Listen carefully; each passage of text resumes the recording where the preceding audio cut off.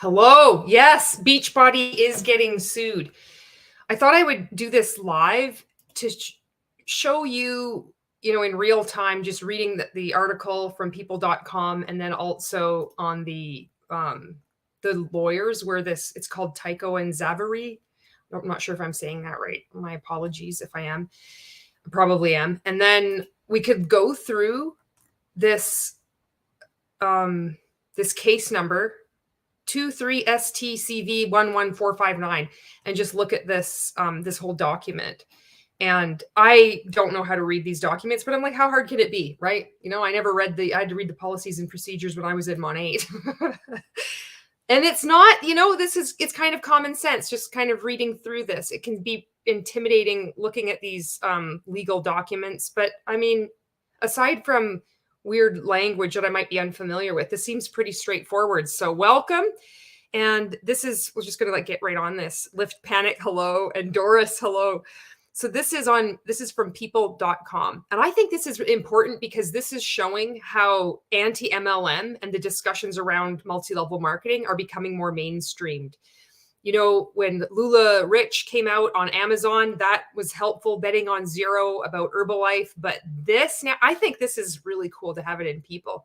Hello, Violetta or Violetta. So this is the article that I'm going to be referencing. They also had, I think it was like Los Angeles Times and also Behind MLM. But I thought I would just do this article. So this is from what I understand and from what I've read. And feel free to chime in, correct me if I make a mistake. From what I understand, Beachbody is a pyramid scheme. Multi-level marketing companies are pyramid schemes. We all know this. It's finally shit is getting done. So what's happening is there's a class action lawsuit going on in California right now. And it's spearheaded by somebody like an ex-Beachbody coach that started in 2016 named Jessica Lyons, and saying guess what? A lot of people never even made any money. She invested $20,000 and you'll see in these articles, it said that she was working she was getting about $50 a month for working $50 or she's getting about $50 a month commission checks for working $50. I can't fucking talk. 50 hours a month. That's what I'm trying to spit out. Jesus Christ. I need another coffee. In California in 2019, they passed a law redefining what an independent contractor is. Why this is important is because multi-level marketing companies like Beachbody say, these aren't employees, you're an independent contractor, you're a business owner. But because of this new law that California passed in 2019, and it's about unpaid labor, companies take exploiting their workforce, which multi-level marketing companies do. This is a really cool time to take a multi-level marketing company to court and be like, no, fuck you. We are employees. You're not paying us anything. We're growing your brand. We're touting your presence all over social media. We're working our assholes off, and most people aren't getting paid. So to reclassify them as employees, then they can, who knows what's going to happen. But this is pretty interesting that this conversation is going on. Hello, Deanna. So this is the article. Class action lawsuit alleges fitness powerhouse Beachbody exploited workers and unpaid labor. All of anti-MLM has been saying for a long time, long before I became anti-MLM. Because I'm very new to this. I woke up in December 2021. Well, I was waking up before that, but I got out, started making a stink on social media starting December 13th, 2021. And so I'm adding my voice to this movement. So this class action lawsuit. The company has recently been rebranded as Body. I don't know if they're pronouncing it as Bodhi or Body. I think it's funny how they don't have an umlaut over any of the vowels like prove it. And they don't have that, nor have they chosen to go the route of Modair with the little line over top of the O. They've just chosen to capitalize 3 letters and then keep the I like a small. It's kind of cool, like iPhone. Okay, so they're saying people have been doing a lot of money for a little work. I thought we'd go through this article, then we can go to the lawyer's website and then show you how, if you have been in Beachbody or in a multi-level marketing company and you want to be updated, you could fill out their form, and then we can actually look at the court documents. Okay, so here it is. She said she spent 20 grand of her own money on travel and Beachbody's products and earned about $50 a month in commission. This is like across multi-level marketing. We all have stories like this. And if you don't have stories like this, you're near the top of the pyramid saying, this isn't a scam because look at how much money I'm making. We don't want to hear about you. We don't want to hear about your success. What we want to see is your profit and loss statement. We want to see how much you're making, your income versus your expenses. And most importantly of all, we want to see what your downline, what is the percentage of your downline that is also making money? Because we hear the stories of the less than 1%, 99% of the time in multi-level marketing. We don't hear the stories of the 99% of people because that's considered, oh, we're on our way. We have to just keep showing up. If you only losers quit, or quitters lose, or whatever the fuck that thing is. It's always like round and around your head. Okay. Okay, so then this is the lawsuit claims that Beachbody is a $3 billion publicly traded health and fitness empire, seeks to recover unpaid wages, overtime compensation, penalties, interest, injunctive relief, damages, and reasonable attorney's fees and costs. Go lawsuit from Canada, from Alberta, Canada. You've got a supporter here. Can we do like a class action lawsuit for Canadians too, for like all multi-level marketing companies? Okay, this is so a spokesperson for Beachbody. I'll just read out this first. Actually, I'll read out what they say. The independent contractor status of direct sellers is well recognized on a federal and state level. But this is incorrect. Direct selling is not the same thing as multi-level marketing. The Direct Selling Association has appropriated the term direct selling. It's multi-level marketing. Always Marco, a fantastic YouTube creator here, did an interview with Douglas Brooks. And in that interview, Douglas Brooks explained this really well. And I think that you might like this too. Is that a true direct seller, like direct selling, is if you go door to door, you're like, hey, would you like to buy this book that I've got for sale? And because you're the sales rep, you're making most of that commission. But in multi-level marketing, you're recruiting people. That's the biggest way. Like you need to grow your team. You need to sponsor people. You need to enroll. You need to grow your organization. If you want to take this business seriously, the product is the I fucked that up. He's like, the product is the opportunity. What he says is that when you sell a product in multi-level marketing, the representative doesn't get most of that commission. It flows up. It goes to the top. This is just one of the many reasons why it's not direct selling, so it's important to say that. So while it could be recognized out on a federal or state level, no, I don't know how much longer it can be or should be because it's incorrect. It's factually incorrect. Multi-level marketing, social sharing, social selling, social retail, network marketing is not direct selling. Doesn't matter how you spruce it up. California's updated contractor law, AB 5, includes an express exemption for network marketing distributors as part of a well-established legal framework that allows distributors to remain independent and allows them to work as much or as little as they want, controlling their own schedules.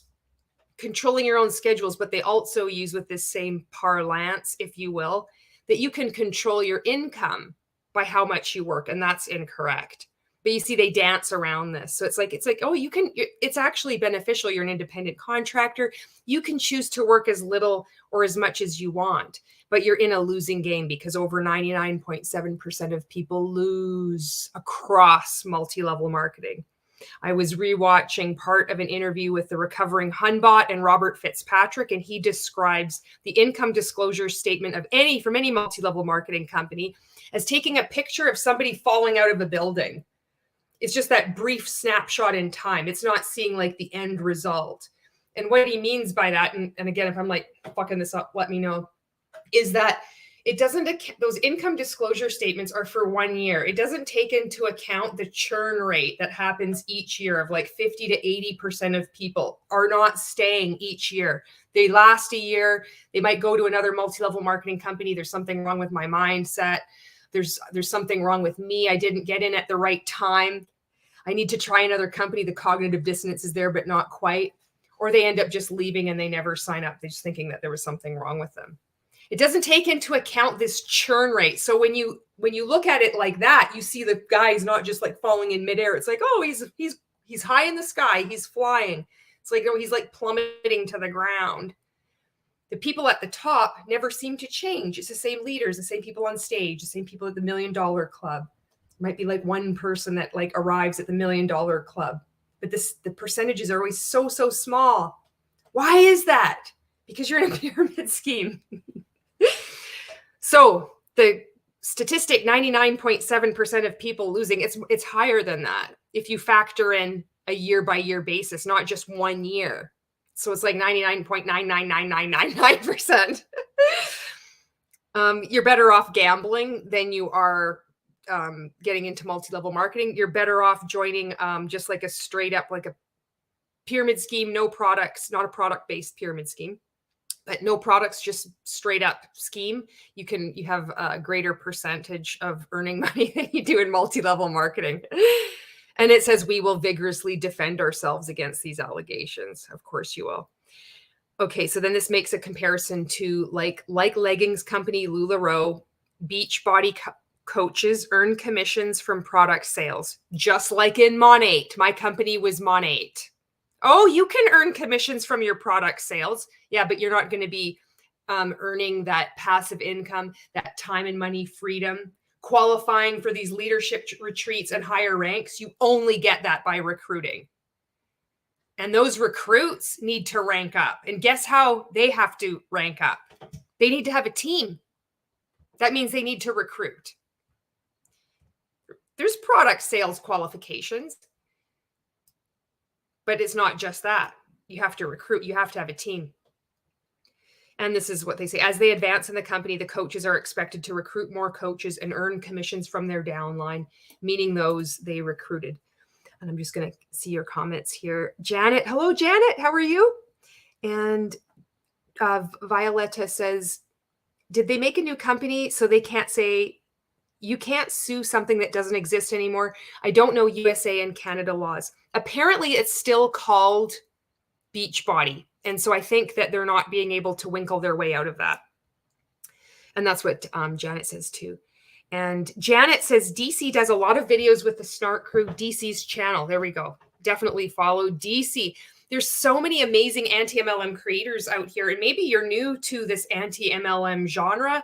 It's filled with all kinds of people that have never been in multi-level marketing. People like me, cult survivors. I was in 2 commercial cults simultaneously for 5 years. It's taken me a while to just be able to speak coherently. Sometimes it goes out the window and all I can say is fuck, but you have a lot of different voices just trying to bring awareness to this. And there's so many creators out there that they don't get the exposure because I guess of smaller subscriber count. So I do tag some creators in my description of my videos. I don't have it in this particular video. I will when I upload it. But I would like to shout out some creators that don't get, maybe you haven't heard of yet. The Clown Town, they're known, Val and Gus. The Clown Town does amazing content. Also, Echo. Her name is Tish. She does great content. Heather C as well. So those are a few that you might want to check out.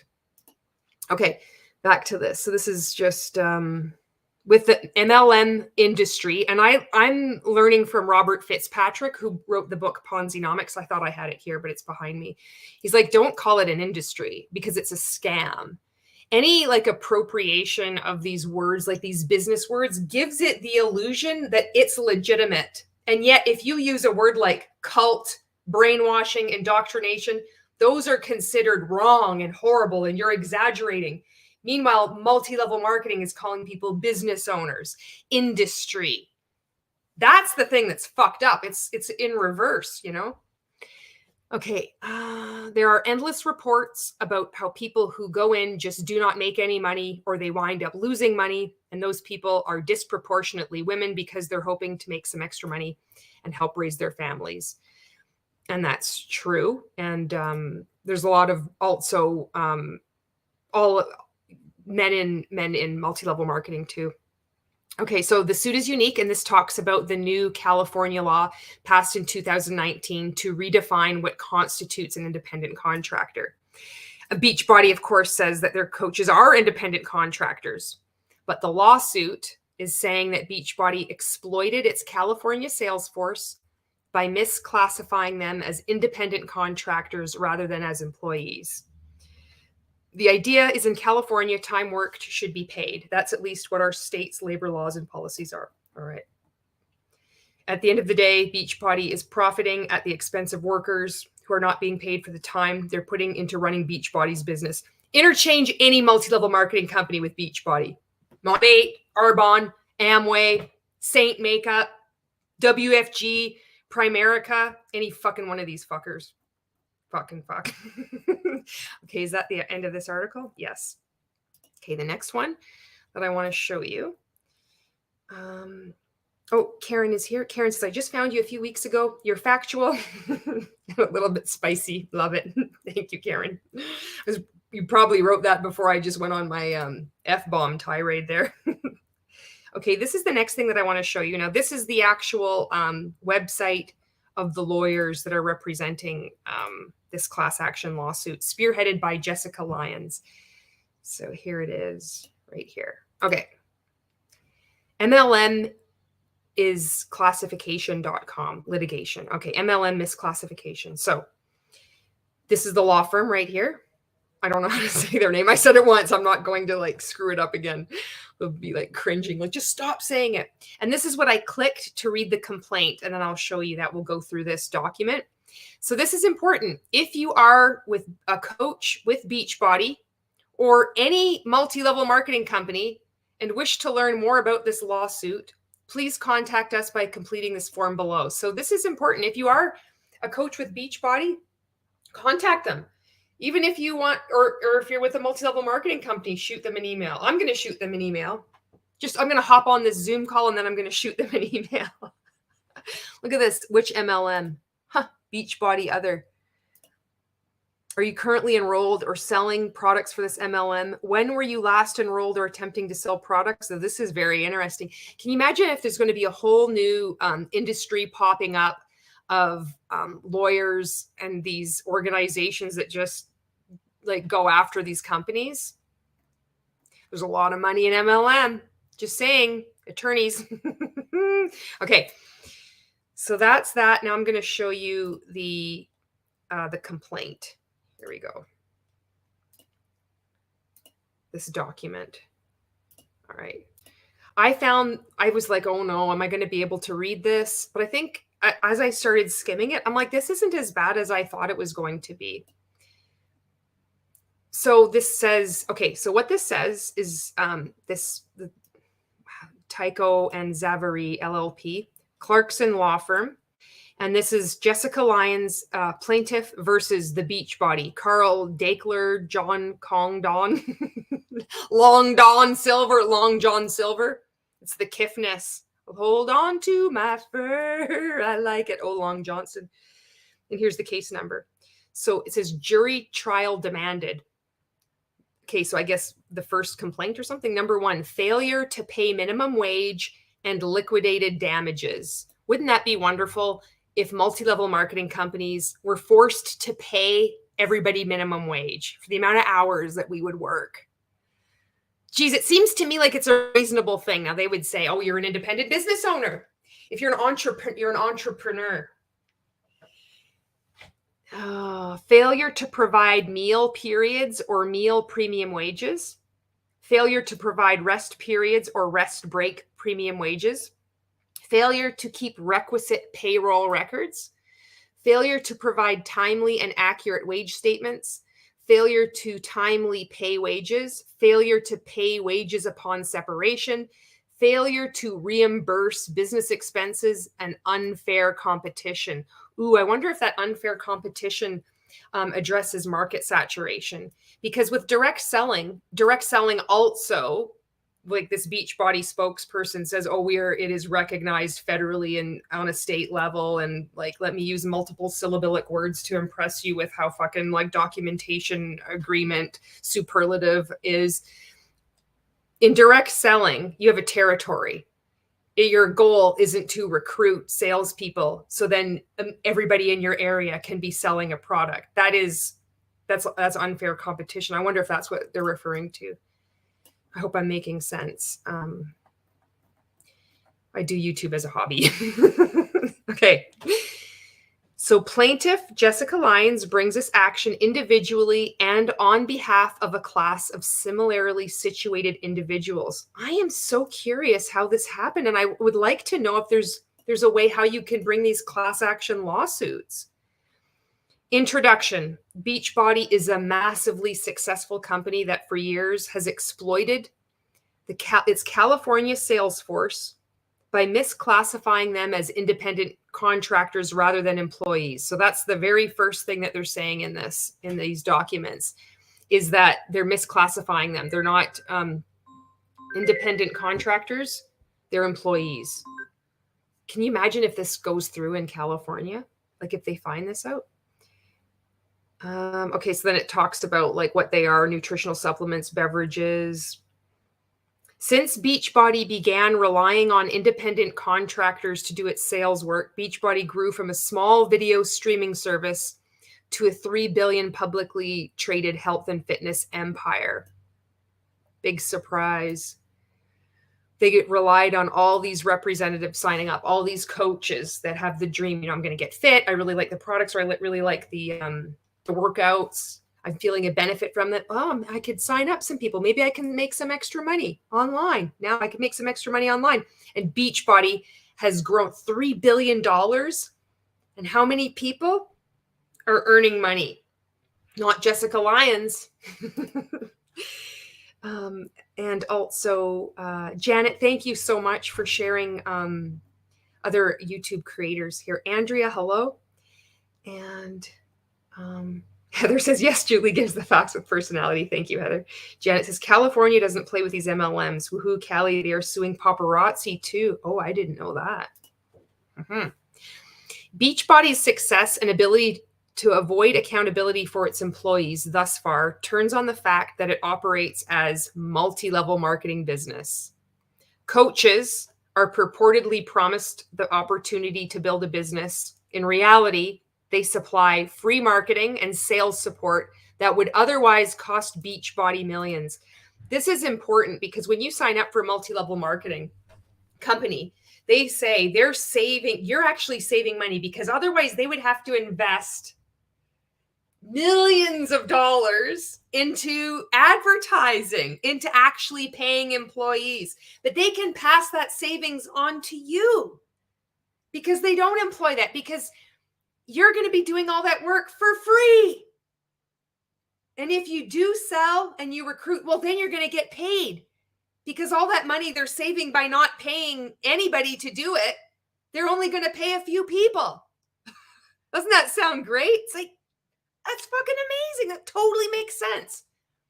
I'm going to do a live video every day for 3.5 years straight on Facebook. And I'm also going to sign up for MLM coaching. It's a great fucking idea. Okay, primarily Beachbody coaches sell product for Beachbody under its pervasive control and direction. Selling product, the main responsibility of coaches, is work that is precisely in line with Beachbody's usual course of business. And despite the being named coaches, the members of Beachbody's sales force are not engaged in an independently established trade, occupation, or business as salespeople. While the MLM industry has long relied on direct sales exemptions to justify its exploitation of sales personnel, the California exemption was written 40 years ago, and among other things is expressly limited only to those salespeople making in-person sales, such as door-to-door salespeople and home Tupperware party hosts. It does not reach Beachbody's modern online business model, where coaches drive social media engagement under its guidance and direction, directing consumers to Beachbody-controlled websites where Beachbody accepts and processes the sales and fulfills the orders, while also collecting and benefiting from the consumer data it acquires from these leads. Holy, point number 4. They're just putting everything in here. This is really cool. So it's interesting because the Direct Selling Association likes to keep talking about its direct sales, direct selling. But this is cool that they're saying this is 40 years ago. This is before the internet. Everything is happening online now. That brand awareness, that marketing, it's all done by an unpaid workforce for every multi-level marketing company. And there's more and more people that are waking up, leaving, and realizing that it wasn't their fault. That the shame, the guilt, the humiliation that you'd experience in silence before, the intimidation of speaking out, it's waning because there's a movement. There are people within your company who are speaking out. These fuckers can't get away with it anymore.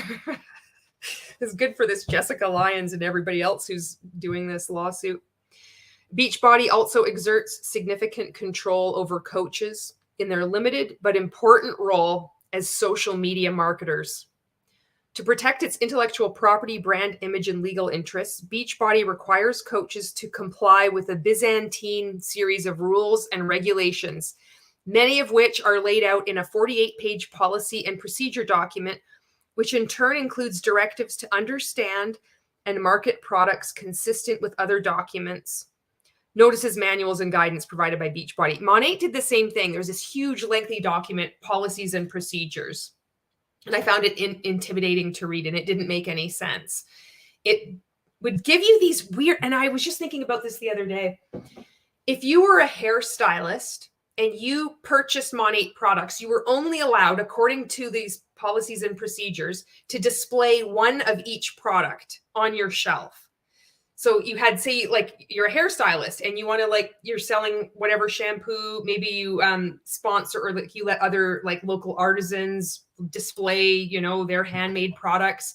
You can line them all up. You know, you have like 12 of them. So you put them on the shelf. Oh no, not with Monat. You're only allowed to display one of each. Only one Revive shampoo, only one Revitalize conditioner, only one Rejuvenate oil.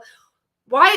If this was retail based, if it was so easy to just make money part-time, not, you know, don't have to worry about recruiting, why on earth would they have it written into their policies and procedures that you had a retail location that you were only allowed to display one of each product? Unless it was about recruitment. You know, what the fuck is that about?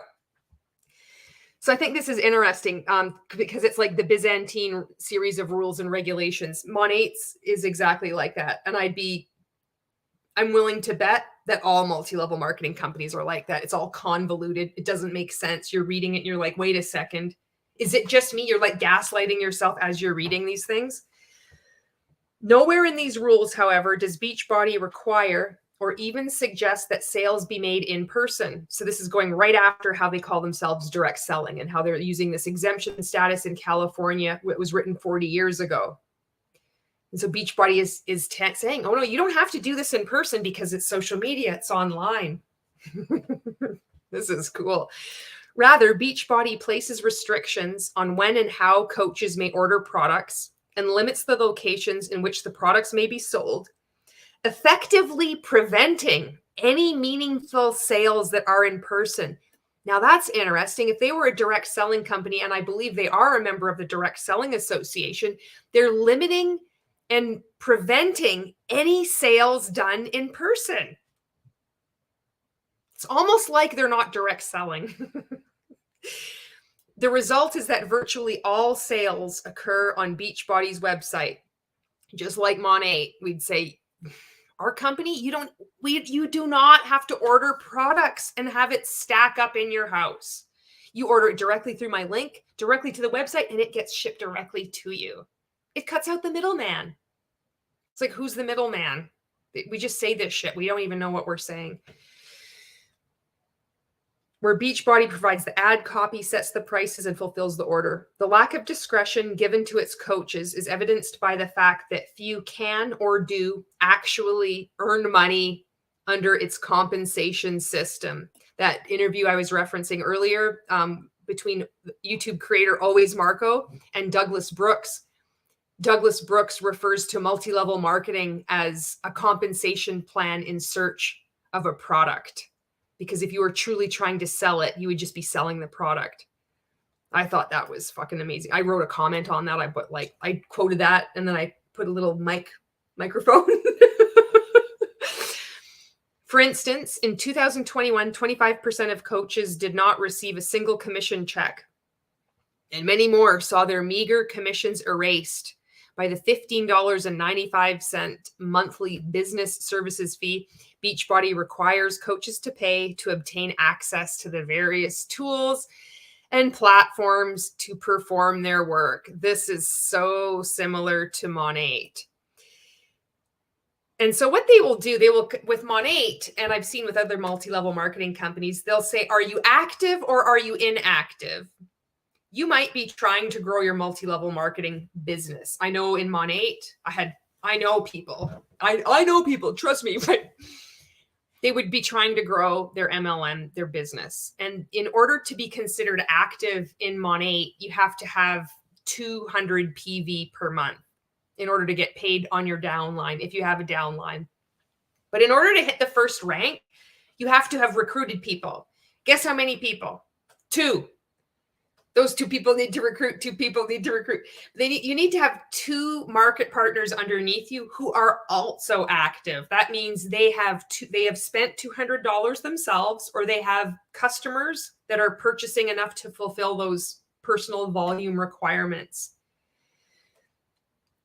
A lot of these multi-level marketing companies will say, well, this includes active and inactive ones. Well, most of the people are inactive because you're in a pyramid scheme. That's why they're inactive, because it's impossible for them to be active. You look at just the MLM, the classic MLM model of recruiting 5 people and recruiting 5 people and recruiting 5 people, and you get to either level 13 or 14, and you've exceeded the population of the earth. I mean, it's even worse than that, because that's just considering like Beachbody. But look at all Herbalife, Amway, Mon8, Saint Makeup, Modair, Amare. When the moon fucking hits your eye like a big pizza pie, that's Amare. Okay, number 6. The willful, intentional nature of Beachbody's decision to misclassify its California coaches is apparent from its decision to operate as an MLM, a business model that virtually guarantees the company will secure thousands of free or below market labor to execute a centralized marketing and growth strategy. Oh, holy fuck, look at them. Look at you. I would like to know how to pronounce their fucking names, because this is awesome. Look at that. It's apparent.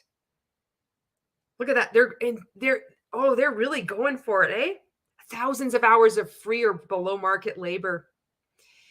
Moreover, Beachbody's willful decision to misclassify its sales force is evidence from its choice to remain organized in this way years after the California Supreme Court's seminal decision in Dynamex versus Superior Court, and the California legislature's codification of the ABC test in AB 5, both of which made clear that its sales force were in fact employees in the manner Beachbody deploys and relies on them. In communications with shareholders, Beachbody executives have heralded the work of the coach network while touting the low-cost compensation scheme. Oh, I bet. Oh, shareholders, we're having a meeting. Are you all here now? And they'll make some like stupid joke and they'll all clap and fucking clap themselves virtually on the back. It's like, this is really great. You know, our business model is fantastic. We save millions of dollars and we can pay it back to you because all of these people, they're just doing all this work for free. In fact, I can look at this algorithm statistics and just show you right now that our reach has exploded organically because of this. Holy fuck, I can just imagine this. This lawsuit is awesome. See, this isn't that bad. I don't know why I was like so intimidated thinking that the legalese would be so hard to understand. I think maybe it's just the way it's typed out. It's just so much. Or maybe it's just because it's not a TikTok because my brain is fried. Maybe it's because my brain is fried from being brainwashed for 5 years and I'm finally like, I'm learning how to read again. I'm going to check your comments here. Ginny Jen. Hello, Ginny Jen. Scroll back here. And Jen Chi says, I'm joining at 27 minutes in. That's like joining any other live stream at 2 minutes. Well done. Oh, that's a high five for you. Oh my God. We should send Carl some lube. Deanna says, hi, Janet. And Potato Supreme is like, hello, hello, Julie. Hello, everyone. Okay. Okay. It's a sophisticated corporate actor and an active member of a trade association that issues. They issue it with your tissues, guidance and warnings to MLMs as to the changing law or on misclassification. Okay, plaintiff Jessica Lyons was one such victim of Beachbody's practices. Way to go, Jessica. Well done. Like all coaches, plaintiff was trained by other coaches in Beachbody materials and was required to market, distribute, and sell products to the public in accordance with Beachbody's instructions and parameters. This could be Mon8. This could be Arbonne. And in return, plaintiff was paid virtually nothing while incurring unreimbursed personal costs to perform the work on Beachbody's behalf. Same thing as every other multi-level marketing company. I wanted to mention too about that website, that the magical website, access to your back office. If you want to track your customers' flex ship orders with Mon8, or just look at your sales, it's just bullshit. It would be like $19.95 a month. It was such a ripoff. Every multi-level marketing company does this. It's a shit site. Like, what are you looking at? All your non-existent customers. But it's like playing business. It's like it's a business expense. And so they had it too. Theirs was $15.95 a month. So for these reasons, plaintiff brings this action to recover unpaid wages, overtime compensation, penalties, interest, injunctive relief, damages, and reasonable attorney's fees and costs. Okay. Upon information and belief, Beachbody has not addressed and or changed its unlawful practices, including failing to provide complaint meal and rest periods, and has continued to deprive employees of millions of dollars in straight and overtime compensation. By bringing this action, plaintiff intends to stop this ongoing and unlawful practice and recover back wages and overtime to which she is rightfully entitled. Good for you. It's like you're fighting for all of us. Okay, so this is jurisdiction and venue, the parties. I'm just going to skip by that. Oh, here's Carl Dakeler. Plaintiff is further informed and believes and based thereon alleges that Carl Dakeler, in his capacity as the chief CEO, exercised control over the wages, hours, and or working conditions of plaintiff and other aggrieved employees, including by informing employees when to report to work and what work hours should actually be recorded, violated, or caused to be violated. Okay. And then it lists these other people. John Kong Don, Long John Silver, Long Don. Hold on to my fur, I like it when the dogs are barking. The true names and capacities of defendants sued, as does 1 through 50 inclusive. That kind of shit is like kind of, to me, I'm like, I don't really know. Let's get more into the meat of this. Okay, section 4, facts common to all class members and aggrieved employees. A, fuck, this would be awesome. It's like, according to subsection 4, subsection A, Beachbody is a successful multi-level marketing company that is dependent on its coaches to engage in social media marketing on its behalf. Bravenly is like this. I was just looking up at Bravenly a couple of days ago, and Mon8's Facebook pages, and you can see it's just the minimal. They put out some product. The only people that are looking at this are its representatives, and then it's out to the coaches for Beachbody or whatever they're called, market partners for Mon8, whatever they're called for Bravenly. They're the ones out there working on social media on these companies' behooves. Fuck, I need another coffee. Regis Tanya, lurker party in the house tonight. Carol says they need to sue all MLMs. I agree. And you know what else I think is important is once these conversations become more and more mainstreamed, these fucking companies can't be threatening people to send out cease and desist. What are you going to do? Hunt down everybody on fucking Reddit that says they're a commercial cult? It's too late. The cat is out of the bag. The genie is out of the bottle. Everybody knows Beachbody is a pyramid scheme. So is Mon8. So is Arbonne. Name your company. Primerica, WFG, whoever the fuck you are. It's too late. Your time is running out. How do you fight mainstream like the vernacular? You can't. Like sand through the hourglass. So are the days of our lives. Okay. So this is this other subsection 24. Beachbody is a $3 billion publicly traded health and fitness empire with humble beginnings. Okay, it's going into this history of it. And then in 2023, it began a rebranding process using the name Bodhi or Body, however you, it's so stupid. Always with the small I. Ever since like, Apple and iPhone, it's like any company, they just like glom onto that small I. It's just such a reach. That desperation reeks like cheap perfume. Okay, this is describing what a coach is. The coaches, this is 27. The coaches also drive social media engagement, posting on Instagram and other outlets. For example, in advance of the launch of a new product, Beachbody urges its coaches to purchase and promote the product on social media using Beachbody's talking points and graphics. Coaches do so and also pass this information on through their downlines, who in turn promote the product to consumers on social media as well. The result is a coordinated marketing campaign that increases exposure and awareness of the release and is a critical part of Beachbody's marketing strategy. Oh, and Carl Dinkler says, Beachbody's chief executive officer explains, and Coach Network, which is the variable side of it, really delivers significant value, taking advantage of these new launches. And in fact, the coaches will create within 72 hours of launching a new program or announcing a new program. It will become a trending term on social media and a searchable term and come up in the top 10 searches for a particular word. So, but that expense doesn't cost us anything until sales actually happen. They know exactly what they're doing and they just don't care. It's just about money. They don't care about all these people getting taken advantage of and hurt and exploited. It's so weird that this is reality, Janet says, I was thinking it would be easier for him when he gets his ass creamed in court.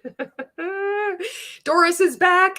I'm back. I literally just saw a squirrel eating my birdseed. Literally squirrel. The cats just looked on from window. Useless. And Regis says they might sue Reddit or other platforms for that. And Janet says, but Julie, they're e-commerce or omni-channel now. Omni-channel. That reminds me of Eurovision. It's like, ooh. And Lisa Harvey, Anti-MLM, says, how do you fight social media? Exactly. Here's another anti-MLM creator you might really enjoy. There are so many unique voices out there with so many different perspectives. And if you're looking to, just find out more information about this, I highly recommend checking out a lot of these creators you might have hitherto not known about. Dave is here. And Janet says, I was just saying we should send Carl some lube when he gets fucked hard in court. Okay.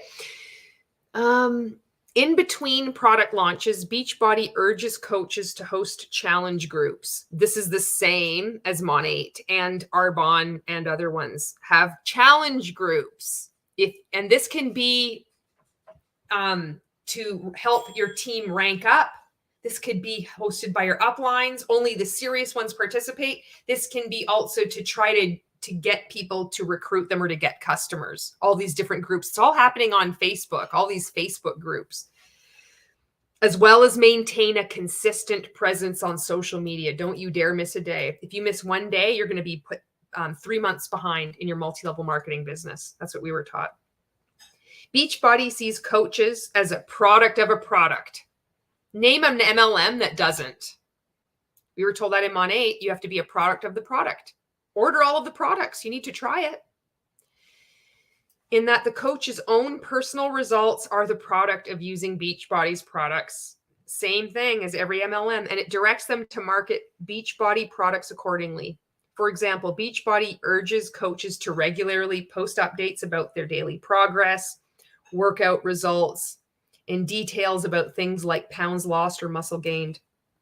Because Beachbody has tens of thousands of active coaches at any time, their marketing efforts ensure that social media is saturated with posts about Beachbody, its products, and testimonials as to its successful and effective programs.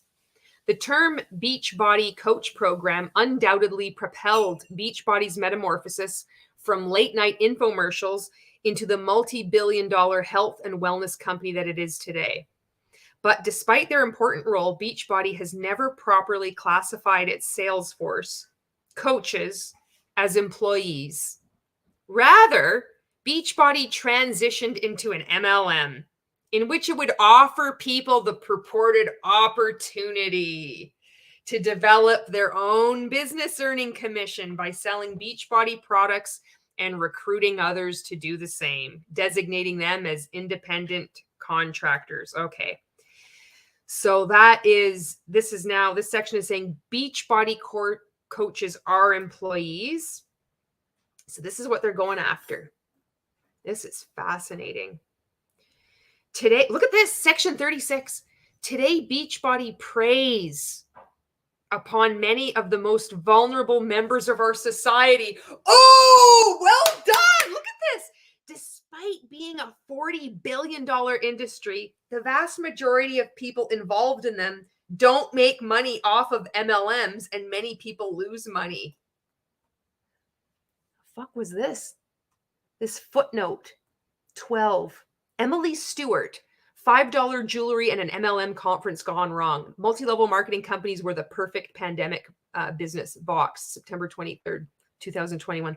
Look at this. Citing the study, finding that 99% of MLM participants lose money. Look at they're quoting all these. This is so interesting. Beachbody coaches are no exception. According to Beachbody's own income disclosure, 25.8% of coaches received no commission payment in 2021. And MLMs like Beachbody have grown during the COVID-19 pandemic, recruiting salespeople by promising remote work for the unemployed. Searching for remote work, search for that on Facebook. It's so gross. People from all different multi-level marketing companies using that same language. And it's not remote work. They use that language. They even come after you on LinkedIn. Vector, fucking Primerica, WFG. What are the other ones? They mask. They say, "Oh, I'm looking to hire someone." They're not. Are you an employee? Are you an independent contractor? This is going to be interesting to add to this conversation, because if you want to act like they're an employee, our team is hiring, then you need to pay them minimum wage. You need to do all this shit. Or are you an independent business owner? You can't be making it deceptive. Like, you need to be clear. What the fuck are you doing? Okay, these are the precise individuals that legislatures meant to shield with minimum wage and other workplace protections. So this is very interesting. So California has something called the ABC test to determine whether a company like Beachbody has misclassified its workers as independent contractors. Because employee status was meant to be the default, the ABC test presumptively considers all workers to be employees and permits workers to be classified as independent contractors only if the hiring business demonstrates that the worker in question satisfies each of three conditions. The first one, that the worker is free from the control and direction of the hirer in connection with the performance of the work, and that the worker performs work that is outside the usual course of the hiring entity's business, and that the worker is customarily engaged in an independently established business of the same nature as this is where this shit, I don't understand this. I don't know what the fuck I just read. So I can't comment on that. So if someone else, that to me is like legalese. It's like a fucking word salad. It's too much. Like, what the fuck is that last one? that the worker is customarily engaged in an independently established business of the same nature as that involved in the work performed. You know what I mean? This is why MLMs exist. It's because of language like that. I'm going to read your comments here. Violetta says, didn't even that famous lady who was prime minister of some country said she's a product of a product for Herbalife? Oh, Madeleine Albright. That's right. Violetta, Madeleine Albright was made $10 million as a business consultant and a brand ambassador of Herbalife. Can you imagine these people that are like, oh, you're a brand ambassador, make money on social media? It's like fucking $10 million. Who's making $10 million in Herbalife? Not 99% of the Herbalife representatives, that's for sure. Dave says, Lisa, blame New Zealand. We're so far behind. We're still waiting for Elvis to tour. Odds. Hello, Odds. The law must recognize that they are not their own business owners. I am convinced that the government gets a kickback from MLMs, which is why they are still legal. Yes, Odds. Have you read Ponzi-nomics by Robert Fitzpatrick yet? They do. There's so many connections. It's just so messed up. Janet says, LinkedIn, if someone on there contacts you and you aren't sure if it's an MLM, they all use pretty much the same wording like unlimited income and opportunity. Yes.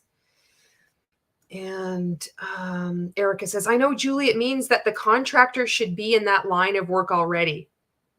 See, now that makes sense. For example, I independently contract as a teacher sometimes, but I also run my own teaching business. Okay, thank you. Therefore, I'm qualified to be a contractor. Okay, so a Beachbody coach, they're not actually a coach because they're not in a trade. They're not in an industry. They just signed up with multi-level marketing. Am I understanding that? Dave says, so basically your upline constantly getting you to do Zooms, etc., makes you an employee. Oh, they're going to be in trouble. Yeah. Cena Potato Supreme says, I think the C point means that the MLM can't be the only company they make contract work. And Lift Panic says, OMG, never knew that about Madeleine Albright. Oh, yes. If you want that book by Robert Fitzpatrick, I'm reading it again now. And when I first got out, I had to keep putting that book down. It was making me sick to my stomach. I couldn't think clearly. It was hard for me to read anyway, but I could not believe how deep this goes. When we're in multi-level marketing and we say, educate yourself, none of us have a fucking clue about the origins of multi-level marketing. Even these multi-level marketing coaches, they know diddly squat. They know nothing. It's an amazing read. Yeah, I really recommend it. Odd says, no, I haven't read it yet. And Janet says, definitely Odds. The DSA is in several politicians' pockets. And Potato Supreme says they have to work freelance for one MLM and for another because they're free contractors with their own business. And Dave says, Erica, thanks for that. Yes. All right, get back on this. Thank you, Erica, for that. Coaches are not free from Beachbody's control. Okay, did I do this? All right. To engage in online marketing work for Beachbody, the company does not require coaches to hold any special experience, skills, license, or education level. You can be called a coach and you have no special education, no training. You just sign up. You just pay money. You have a heartbeat.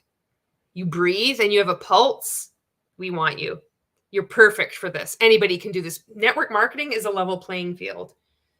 It all depends on how much work you put in and how long you stay in. That's the only thing. And your mindset and your limiting beliefs. And if you're self-sabotaging yourself.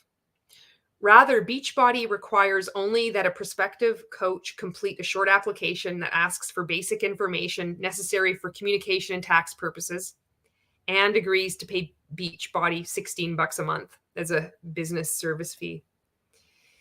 And I just wanted to say this too. I've heard from more than one person now that anti-MLM content is being served up on the algorithm, like to multi-level marketing people, and it's helping them wake up.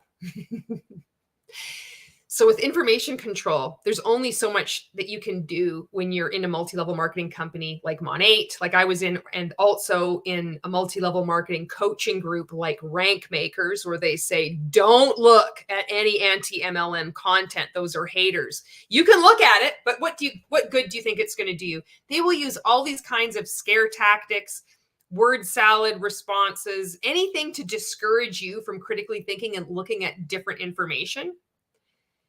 But they can't fucking fight the algorithm. The algorithm beats everything. And the algorithm is giving multi-level marketing representatives anti-MLM content, whether they want to see it or not. And that's helping widen those cracks in our minds. You can't beat the algorithm. Especially when all these businesses, they're not direct selling. They're all taking place online on social media. There's no information control when your business, when your so-called business is run virtually on social media. I think that's quite exciting. Okay. Upon acceptance of their application, all coaches are required to adhere to a series of terms and conditions that Beachbody collectively refers to as the agreement. This would be similar to Mon8. You just tick a box. You're just like, just sign me up with the product pack, whatever. Nobody reads this stuff. There's a few people that do. They would consider themselves the green personality. Those 4 color personalities thing. I don't know if you've heard of that. It's just more bullshit. Red, yellow, green, blue, just categorizing people. And then people would wear it like a badge of honor. Oh, I'm a green person because I'm scientific and I like to critically think and ask questions. I read all the policies and procedures and I understood them. Therefore, that means I'm green. I like to hug people and I cry when I see a kitten in a movie. It's like, oh, you're yellow. It's so stupid. Under the compensation plan, coaches are responsible for all expenses. The business service fee is non-waivable. Coaches must be current with it to receive commission payments. All right. In the agreement, Beachbody gives itself broad rights to control coaches and mandate conformance with its directives. Okay. Talking about how much control Beachbody has over their coaches and that the coaches don't need to have any special education or training. This one is Beachbody closely directs and controls coaches' online marketing. Here we go. This is like another smack in the face to the direct selling industry, direct selling association. While some MLMs rely on home parties, this I don't like. This is reminiscent of the FTC when they're like, well, there are some legitimate MLMs. The pyramid scheme, the ones that are pyramid schemes, these are their characteristics. And they proceed to outline the characteristics of every single multi-level marketing company. So everybody in every multi-level marketing company says, mine is one of the legitimate ones. So this is what it reminds me of. While some MLMs rely on home parties, door-to-door sales calls, and other forms of in-person selling, Beachbody's model is designed so that coaches can work online to solicit leads and recruit new coaches. Maybe there are some MLMs I don't think any of them rely on home parties. Everything's moved online now, especially since the pandemic. You could still do them. They still occur, but it's predominantly online. And there'll be a company that's like, oh, my company doesn't, therefore mine is legitimate. No, it's not. Beachbody acknowledges that coaches solicit orders for Beachbody products and submit them to the company for fulfillment. Okay. Beachbody has been able to recruit coaches in part because its products, offerings, and business model lend itself so well to online marketing. For example, because Beachbody's flagship product is its workout videos, which are available for streaming to those consumers who purchase a monthly subscription, coaches are more likely to sell online using social media where video clips can be easily displayed, as well as on forums such as SMS messaging services and other forms of online communications and Beachbody's platforms. It's weird, this like the flagship product. This is that same language that Mon8 would use too. The Rejuvenate oil was our flagship product, is made of 13 plus essential oils, sunflower oil, bergamot oil, Abyssinian oil. It is a smaller molecular structure that slips under the shaft of your hair. It's so much better than coconut oil for your hair. Don't come at me and say there's coconut oil in Mon8's Rejuvenate oil. I know, but it doesn't need to make sense. Okay, while Beachbody does not expressly prohibit all forms of in-person sales, Beachbody has created many incentives for coaches to sell on its online platforms, made it difficult, if not impossible, for coaches to engage in most forms of in-person sales. And the agreement does not require that any sales be performed in person. Ooh, there's another smack in the face at the Direct Selling Association. Oh, I can imagine all these like dill holes with their suits. It's like really tight, their neckties. They're just like breathing heavy. They have like, they're pulling in the big bucks. They're the ones pulling in the six-figure income, getting paid from all these predominantly women trying to earn some extra money, doing all this unpaid labor, posting online, posting pictures of themselves and their kids, only to wake up years later and be so horribly embarrassed and then having to pay for therapy to recover. And these fuckers, they go to like lobby or in their fucking suits and they're talking about, well, we're recognized as at a federal and state level. Oh, Jesus Christ. Okay, I fast forwarded too much here. Sorry about that. To perform the online marketing work, Beachbody grants all coaches access to the coach office. Okay, this is like the back office, the same as a lot of multi-level marketing companies have, I believe. And here's Beachbody approved graphics and images of its products and video clips from workout videos. I wonder about this because I know Mon8 had the same thing. They had the same images. They had these same videos. Nobody used them because it made no sense to, because we were encouraged to be a product of the product. So you want to take people on your journey, your health journey, your skincare journey, your hair care journey. If you post their graphics, everybody looks the same. You'd get in shit from your uplines. It's like, why aren't you creating original content? Be a product of the product. You're washing your hair anyway. You're doing your hair anyway. How easy is it just to put your phone up and bang out a series of stories? Do like 10 slides. It's not that hard, you guys. And put a freaking, do you want some more information at the end? Boom, there's your videos for the day on Instagram stories anyway. You're not going to be using the exact same generic stuff that everybody else puts out because it's ineffective. Because the brand awareness and all that marketing, it's all done by these good people that just believe they're part of a business. You know, they just want to, and they might really like the products and they're seeing benefits from them. And they're just exploited all their work and their creativity. Fuck. Okay, then there's the training and the tools in the coach office. This is the same thing. Instructions on how to advertise products, product information, same thing as Mon8. You'd go into the back office and they'd have all the product sheets with the ingredients on it. And then over time, I signed up in 2017. They started in 2014. So when they opened up in Canada, I think it was 2000. I don't know when they opened it. It might have been 2016. But I signed up in 2017 anyway. And I saw over time that they would add more and more videos, and they were quite helpful, actually. They had these smaller videos on how to post on Instagram. So if you had no clue about social media at all, they were really helpful. They were like 1 to 2 minute little video clips. But then they would also have videos about like tutorials about how to do your hair. This was over time. There's a lot of videos in there. And then this doesn't even count the shit that's uploaded there from different Mon8 events and different uplines groups that get approved and then like get put into the back office. There's so much training. Also contains suggestions on who to target, the vulnerable, and what the coach's sales pitch should be, scripted examples for answering common questions, and instructions on overcoming objections. Same as with Mon8. Who to target, write down a list. You get in your Smart, or it's called Smart Start for the first 3 months. You get in your product pack, or if you didn't purchase a product pack, you'd buy a starter kit. That's what I was trying to think of. And you get this workbook and it would say, think of 10 people that you went to school with. Think of the person at the grocery store. It would give you all these prompts to try to get you to recollect people's names that you could then see if they're open. Maybe they have curly hair. Maybe you want to just check in with them. They'd give you this weird way of speaking to people. I think it was called form, family. It stood for something anyway.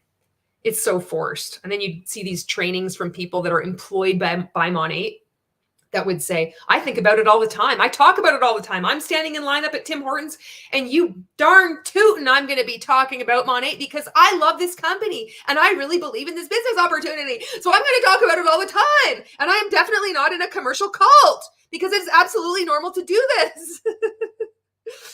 Oh, shit. Odd says these consultants should also be charged with impersonation. They are saying they are coaches, nail techs, makeup artists, and there is no education backing up the titles they're giving themselves. Erica says, glad to help. Independent contractors should be uniquely qualified for what they do. And Lisa says, we know more about MLMs than the people in them. Oh, exactly. Janet says, OMG, I would love if Emily D. Baker covered this. I'm going to message Chelsea, not Cece, but another Chelsea, because she mods for Emily. And Janet says, what's on your shirt, Julie? This says diddly squat. This was my failed attempt at merch. I had a brief run over on TikTok. It was wild. I stopped doing it, but it's pretty fucking cool. As a unicorn with broccoli on it, I'd be like, my TikTok lives would get pretty rowdy. We'd play the emoji game. And this is how I'd start it off with, like, drop a unicorn and or a broccoli if you're ready to play the emoji game. Like, people would be like, holy fuck, Julie, I'd like to be on your live, but you're yelling too much. I am what I am, you know? And Lisa says there are no legitimate MLMs anymore. Janet says, I don't think there ever was or ever will be a legitimate MLM. It's like saying a legitimate Ponzi. Janet says, it's anti-aging hair care, even though hair is dead. I know, right? Oh, that's why you can't think. You cannot think when you're in MLM. Lisa was in Avon before I knew it was an MLM. And Janet says, Lisa, my cousin was in Avon back in the 80s. And I remember she had hundreds of order booklets, but it wasn't an MLM then. It was different. They did change. And I think Mary Kay did too. They changed to that the recruitment, you know. And Andrea says, I love that shirt. Thank you, Andrea. Okay, back to this. So this is something that Mon8 has too, a similar kind of document. For example, its 2020 guide for Beachbody on Demand is a 4-page long document setting out all the details and instructions that a coach needs to know. These documents are not flyers to be handed out to people, but rather include notes to the coach. The details and length of these product guides indicates that the coaches are not likely to memorize this information and to answer questions directed to them in person, but rather are intended to allow the coach to prepare social media posts or reference easily when running a challenge group. You know, multi-level marketing, their direct selling association will attempt to winkle their way out of this. And they will successfully do it as long as people are brainwashed, you know, but we can continue to work at eroding the base of the pyramid as more people realize that they're wasting money. Like this pyramid, it's like it's crumbling. Pretty soon it just crumbles all away. It doesn't matter who's saying what. Statistics aren't changing and more people are waking up. Okay. So this is about the site, talking about the documents, the literature, the resources that are in this back office, which are similar, which I'm seeing similarities between that and Mon8 because it's the same.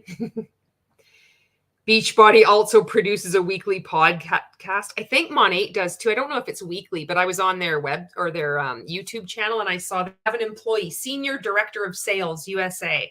An employee of Mon8 has a podcast, like through the official Mon8 YouTube channel, and interviews representatives, Mon8 market mentors. It's not that far up the compensation plan. It's the first rank that when I was in, if you could achieve that rank for 3 months minimum, 3 consecutive months, then you could qualify for a car payment. But you had to purchase the car or lease it or whatever. It had to be white. If you were in Canada or the US, it had to be some fucking fancy brand. I forget the brand. And then if you don't rank up the next month, you lose that payment. If you are beyond market mentor rank, like a director level, then I believe you would get a higher car payment. Many a person has been stung with the car payments when they didn't achieve the rank the following month for whatever, you know, when people below them rank, like lose rank, like that's what happened with me. I lost my rank and then so my upline lost the car payment. It's a pyramid scheme. Okay. This is about the back office site, the challenge groups and sites. Okay, this is interesting. The challenge groups and sites are designed to force coaches to adhere to other restrictions on how coaches are to generate income through Beachbody. For example, Beachbody requires that coaches allow participants in challenge groups to participate free of charge. That is, a coach cannot charge for coaching, instruction time, or advice. And the challenge groups do not provide a way for the coach to charge or receive payment. Beachbody also prohibits coaches from using its platforms to promote other businesses. And these platforms are not set up to permit for coaches to sell outside goods. Same thing with Mon8. You couldn't have a Mon8 business page on Facebook and then like have something else that you wanted to sell. Even if you had like an Etsy store or anything, it had to be just that company. It's so fucking weird now looking at this, you know? Steer coaches into only selling and recommending Beachbody products. Beachbody developed a share a cart service. This is the same as Mon8. We had this too. Coaches can add Beachbody products and programs into specific customers' online checkout carts and virtually share the cart with customers for them to purchase. We do the same thing. And there was like all these kinds of trainings on this. I watched them all. I thought there's something I'm missing. This is going to be the training. Oh, this is what I do. I create a virtual cart for someone because it's so fucking complicated to just get someone into one of these pyramid schemes. And I remember with Mon8, there was always a problem. Like the website was down, the order would be late, whatever. I'm always on the phone with customer service, trying to place a flash sale order for a customer when they're supposed to be able to do it easily themselves. But this was supposed to, it's just like, you're just doing so much work. Don't worry. I know the site is complicated. I'm going to provide you such exceptional customer service because with Mon8, our customers are VIPs and we treat you with VIP. It's a VIP experience, gold fucking standard. I'm going to do everything for you. I'm going to be so busy. I'm going to be making no money and I'm going to be pushing out your order, your flex ship order, because we don't do auto ship with Mon8. No. We do flex ship. So you don't have to place an order every month or even every third month if you don't want to. And I'll just be pushing out that order for you until the end of time, until I wake up and I realize I've been a part of a pyramid scheme and I finally send you an email and be like, I can't be pushing out your order anymore. I just realized this is a pyramid scheme. Do you want me to pay? I can cover your cancellation fee of $24.95 because I just want to get the fuck out. And I'm not alone in doing that. I know a number of other market partners that said the same thing to their customers. I'll cover your cancellation fee to Mon8 because we feel so guilt-ridden, even though we've been fucking used by Mon8. I wonder if other people in different multi-level marketing companies have that experience too. We have so many similarities. Okay. This Beachbody prohibits coaches from engaging in many kinds of online advertising buys. Beachbody has designed the coach sites and challenge groups in such a way as to prevent the coach from gaining access to the sorts of data that are often necessary to successful online advertising campaigns, thereby promoting compliance. That would be odd.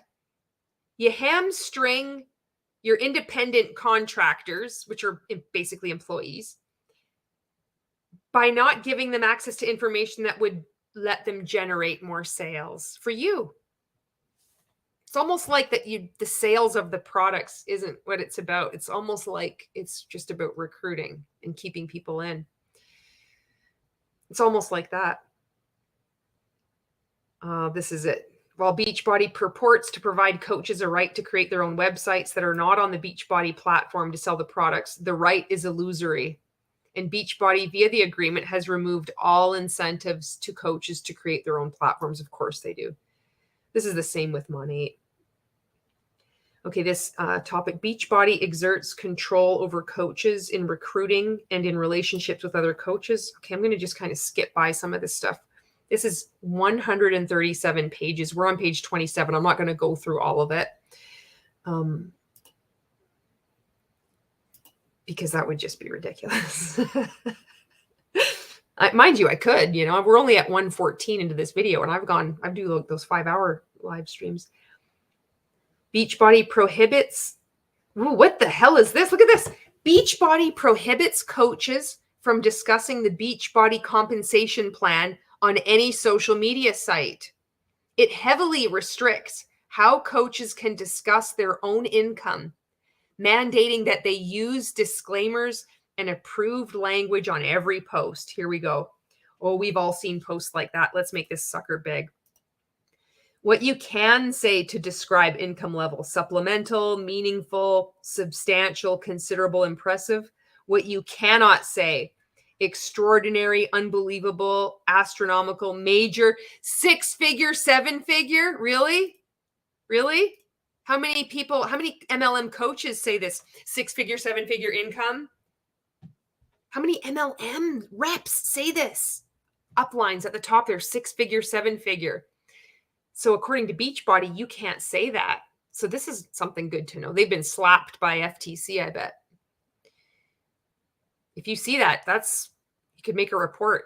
Take a screenshot of that, fire that off to tina.org, FTC, or Competition Bureau Canada. Why not? This one's really small. How do I make this bigger? Here we go. All right, maybe you can see that too. Oh, good. There, that's better. Okay. Acceptable language, financial flexibility, time flexibility. Look at this. You're not even going to believe this. Look on the other side. Prohibited language.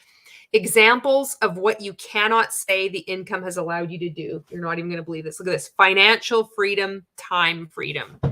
You know that book? Where in the hell is it? Here it is, right here. Look at this.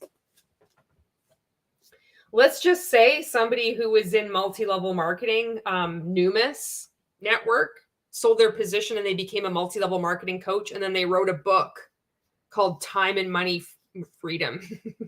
Look at this. Time freedom, financial freedom. Let's just say that actually happened. And wouldn't you know it, it actually has happened.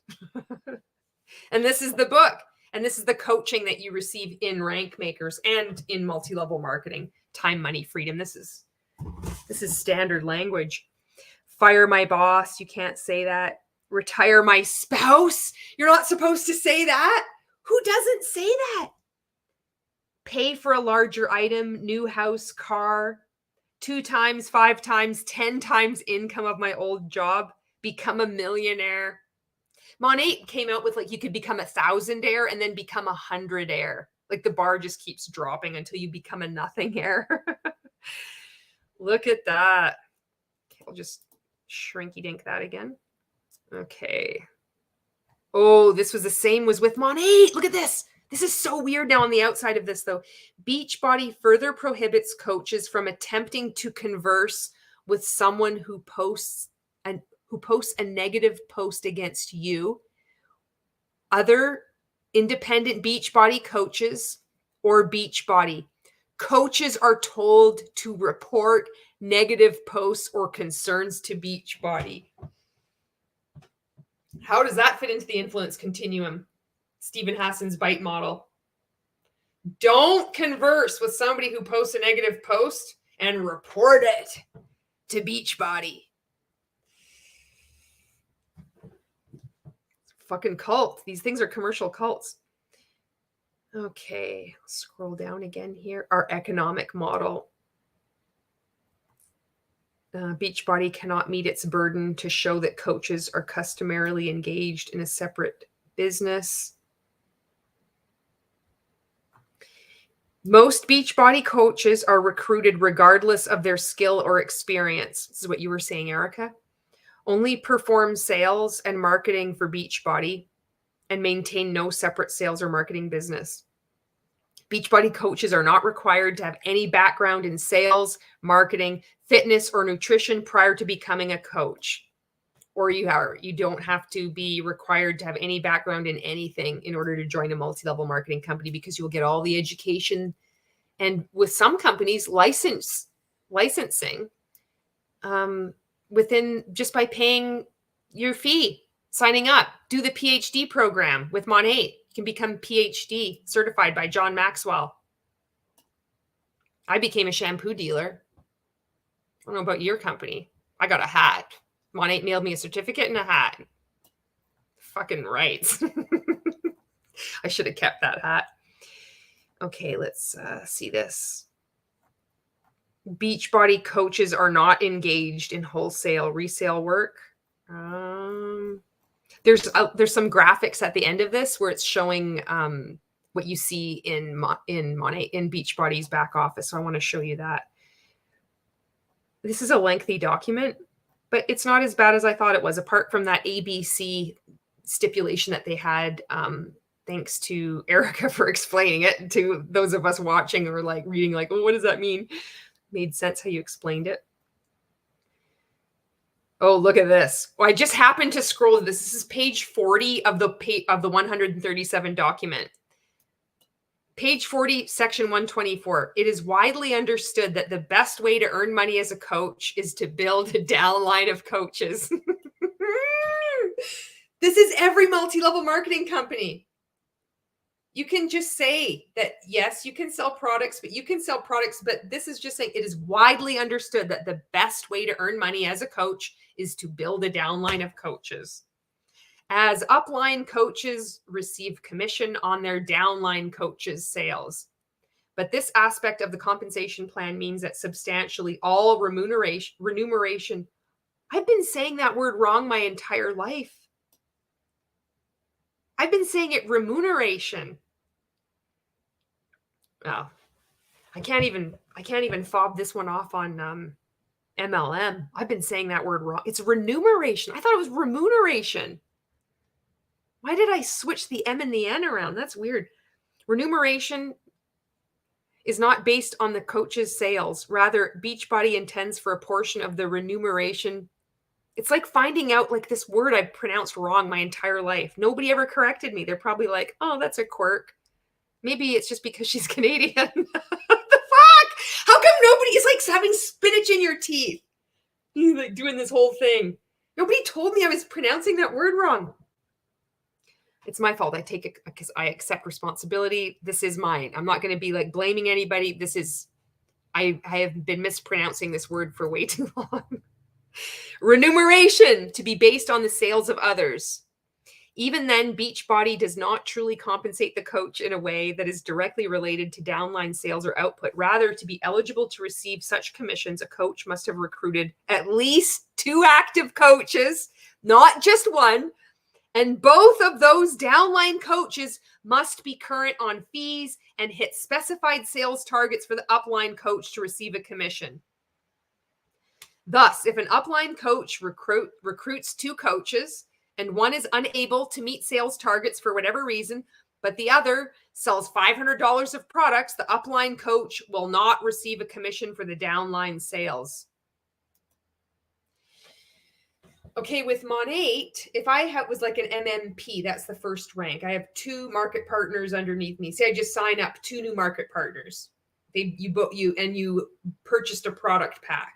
And so I get a commission on that product pack. If you buy a starter kit, I don't get any commission. So you buy 2 people buy a product pack.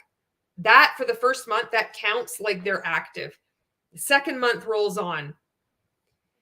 One person recruits 2 people. And they're get the other one, it's like, so with Monate, I'm trying to like figure this out, how this works with Monate. With Monate, if a person below that recruit that I had, if they recruit people or if they hit the target, then I would still like maintain my rank or whatever. But if that person doesn't, they don't have anybody underneath them, I lose my rank. I don't hit unless I recruit somebody else. So I guess that's the same thing. And if this is making sense, I hope this is making sense. And please feel free to add your, your commentary or your thoughts. You'd be like, oh no, I don't think that's what it means. I think it means this. That's what this is about. Safe space for these conversations, unless you're a cult apologist or someone, being a fucking idiot. I'll just block you and delete. Block early, block often. Welcome to fucking Gen X. Okay. Beachbody's operations, however, are a stark departure. It is one of the few MLM businesses offering a video streaming service as a flagship product. And the way in which it operates its platforms, including the coach sites, eliminates for the coach nearly all the work associated with operating a business, as compared to MLMs of the past and of some of in the present. But see, that language is similar to all multi-level marketing companies. It eliminates for the coach all of the work of running a business. There's no overhead. You're not having to pay for garbage collection or product development. You know, we heard all this before. I mean, it's different because the product is a video streaming service as a flagship product, but everything else is the same. The concepts are the same. That's what Ray would be. It's like the concept is the same. You don't need to have a specific example for every single multi-level marketing company. I'm talking about Beachbody. I could go into a company selling candlesticks without just applying these same concepts, you guys. Let me catch up on your comments here. Violetta says, I'm heading to bed. See you in a replay. Have a jolly hun time. And Odd says, yes, the pyramid will crumble because only the Egyptians can build a proper one. Julie, you are my people. I'm in Edmonton. When you come to the big capital city of champions, let's connect in person. Raise a little hell, raise a little hell. So you're also in Alberta. You're up north. I'm in southern Alberta. We should have a fucking like reunion. There's a lot of people in like, there's a lot of anti-MLMers that are quite active on social media in Alberta. You know, like comments and content. Comments are content. And Janet says, OMG odds, I want to come too. I want to hear y'all's mall is the ultimate place. Like I need a week or two to just do the things in that mall. West Ed Mall is really cool. I spent some time in Edmonton. I lived, where the fuck did I live? It was like, I can't remember the name of this street. It doesn't really matter anyway. But I lived pretty close to West Edmonton Mall. I'd catch the bus and I'd hang out there. Had fun times in Fantasyland. I think they had to change the name to Galaxyland. I think that's what they did. It was cool. Andrea says, my aunt was a part of Mary Kay for years and always tried to recruit my mom. She also tried to recruit her into longer burger baskets before that. And Andrew says, does anyone else remember that basket company? You know, I don't remember that company, but I saw Roberta Blevins made content on that. And I'm like, holy fuck, like I didn't even know this one existed. I remember Avon, Mary Kay, and Amway.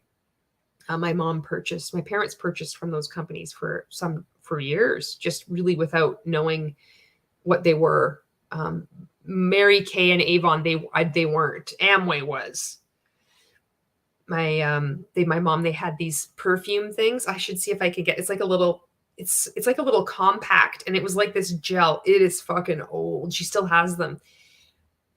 And it's like this wax. It's like this perfume wax. They each have a different scent, and you just like scoop it out and like just put it on your neck. Holy fuck. I wonder if anybody remembers that. I liked Avon's Tranquil Moments perfume. It was like this light purple bottle. And then Mary Kay, I remember it was like, my mom bought this pink, it was like a pink thing, and you could like get little different slats of makeup or whatever to put in it. I remember I got into this makeup thing. It was like 1987, grade 7. And I decided to get into makeup, and I just put it on like horribly wrong. I remember it's like so dark. I put on way too much. It's like, I couldn't see, like it was just too much. We just didn't understand back then in 1987. You know? Janet says, yeah, I watched a video Mac Attack did on the basket MLM. I thought it was hilarious because I kept waiting for Yogi Bear to come out. And Lisa Harvey, Anti-MLM, says, waking up from an MLM is a great feeling. Janet's like, OMG, 137 pages. Yeah. Janet says, we do 5-hour streams around these parts. It's like, yeah, exactly. There's no rules. Once you get out of multi-level marketing, it's like, there's no rules. You can do what you want. Not like beat this document with Beachbody. Holy smokes. Lisa says the reps don't seem to care about the rules when making income claims. And I didn't either, because I followed my uplines. We were around, and this is by design. Multi-level marketing companies will put out these policies and procedures, and then they will say that Stuart McMillan, he would say shit. Like, I remember at one of the Monations, Monat is the #1 hair care thing in the world. And so then all us reps would go out and say that. And then you'd see people saying, like I see it now, anti-MLM commenters will be like, they're saying that they're number one hair care. Nobody says it. It's because the company says this, and they set up the distributors to take like the shit for it. They're like, well, I heard this. I heard this from my upline, or my upline's upline, or in this group that I'm a part of. And you believe it because you heard him say it, or it's been filtered down to you like from an upline, from a training that they were on. But then these companies were like, well, I never said that. You're like, you're fucked, you know? It sucks. And then for the income claims, you know, I remember in Mon 8, there was this thing with, I've said this story before. There was some study that was done, and it wasn't through Harvard University. It was through some kind of thing that had the name Harvard. And all the fucking uplines would say this as part of the Meet Mon 8 presentation. So this is, you have a piece of paper that had Meet Mon 8. It was a 1-page when I signed up with Mon 8. Then they evolved over the years, but it was a 1-page document, Meet Mon 8, and had these talking points that you were supposed to go through. And if you did this presentation, this was duplicatable. It would show other people how easy it was for them to sell. All they have to do is just read off these papers. This training was reinforced when I took rank makers. Ray would talk about, don't deviate from the script, from the tools that are given to you from your multi-level marketing company. You want to show how easy it is. If it's a terrible presentation, if it's a terrible video, use it anyway, because the point is that you need to get people to believe that they can do what you can do. If they see that you're using a shitty tool, which could be reading this horrible rehearsed script thing or sending out this video, they believe, wow, it's so terrible, I can do this too. I know how this sounds, but this all makes sense when you're in multi-level marketing. So then reading like these, like this, like an income claim, or this Harvard University thing, this Harvard thing that was studied, it's like, well, we had this third party testing done at Harvard. Well, then it came out, it was probably an anti-MLM creator that was like, this never happened. And then all of a sudden, all these uplines were like, I never said that. And I remember that was the first time it was like, I was shit on kind of thing. I'm like, oh, I learned this from you. And now you're saying you never did it?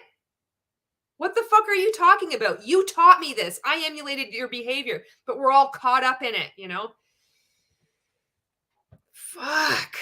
So the thing with that income claim, we don't care about the rules, because it's like the rules really don't apply, because we see all the other, all our uplines and the people that are succeeding, what they're doing. And in my mind anyway, I see it as that made more sense. It's like, well, it's like they have to say that rule, but it's not really enforced because you see all these other people doing it. I don't know. Like, what do you think, Lisa? Does that make sense to you? Like, I don't know.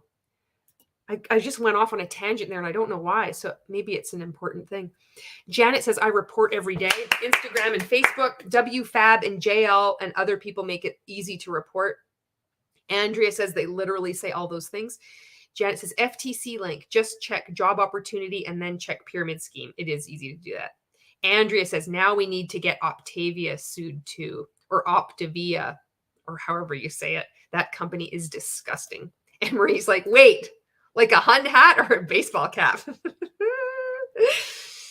Lisa says they're saying the quiet parts out loud. Janet says, shampoo dealer. I always picture a guy in a trench coat opening up his coat and has bottles of shampoo and Rejuvenique hanging from his coat. They like dingle dangle. It's like, this is my lipstick, but it's like the Rejuvenique oil is like, you want to buy an oil?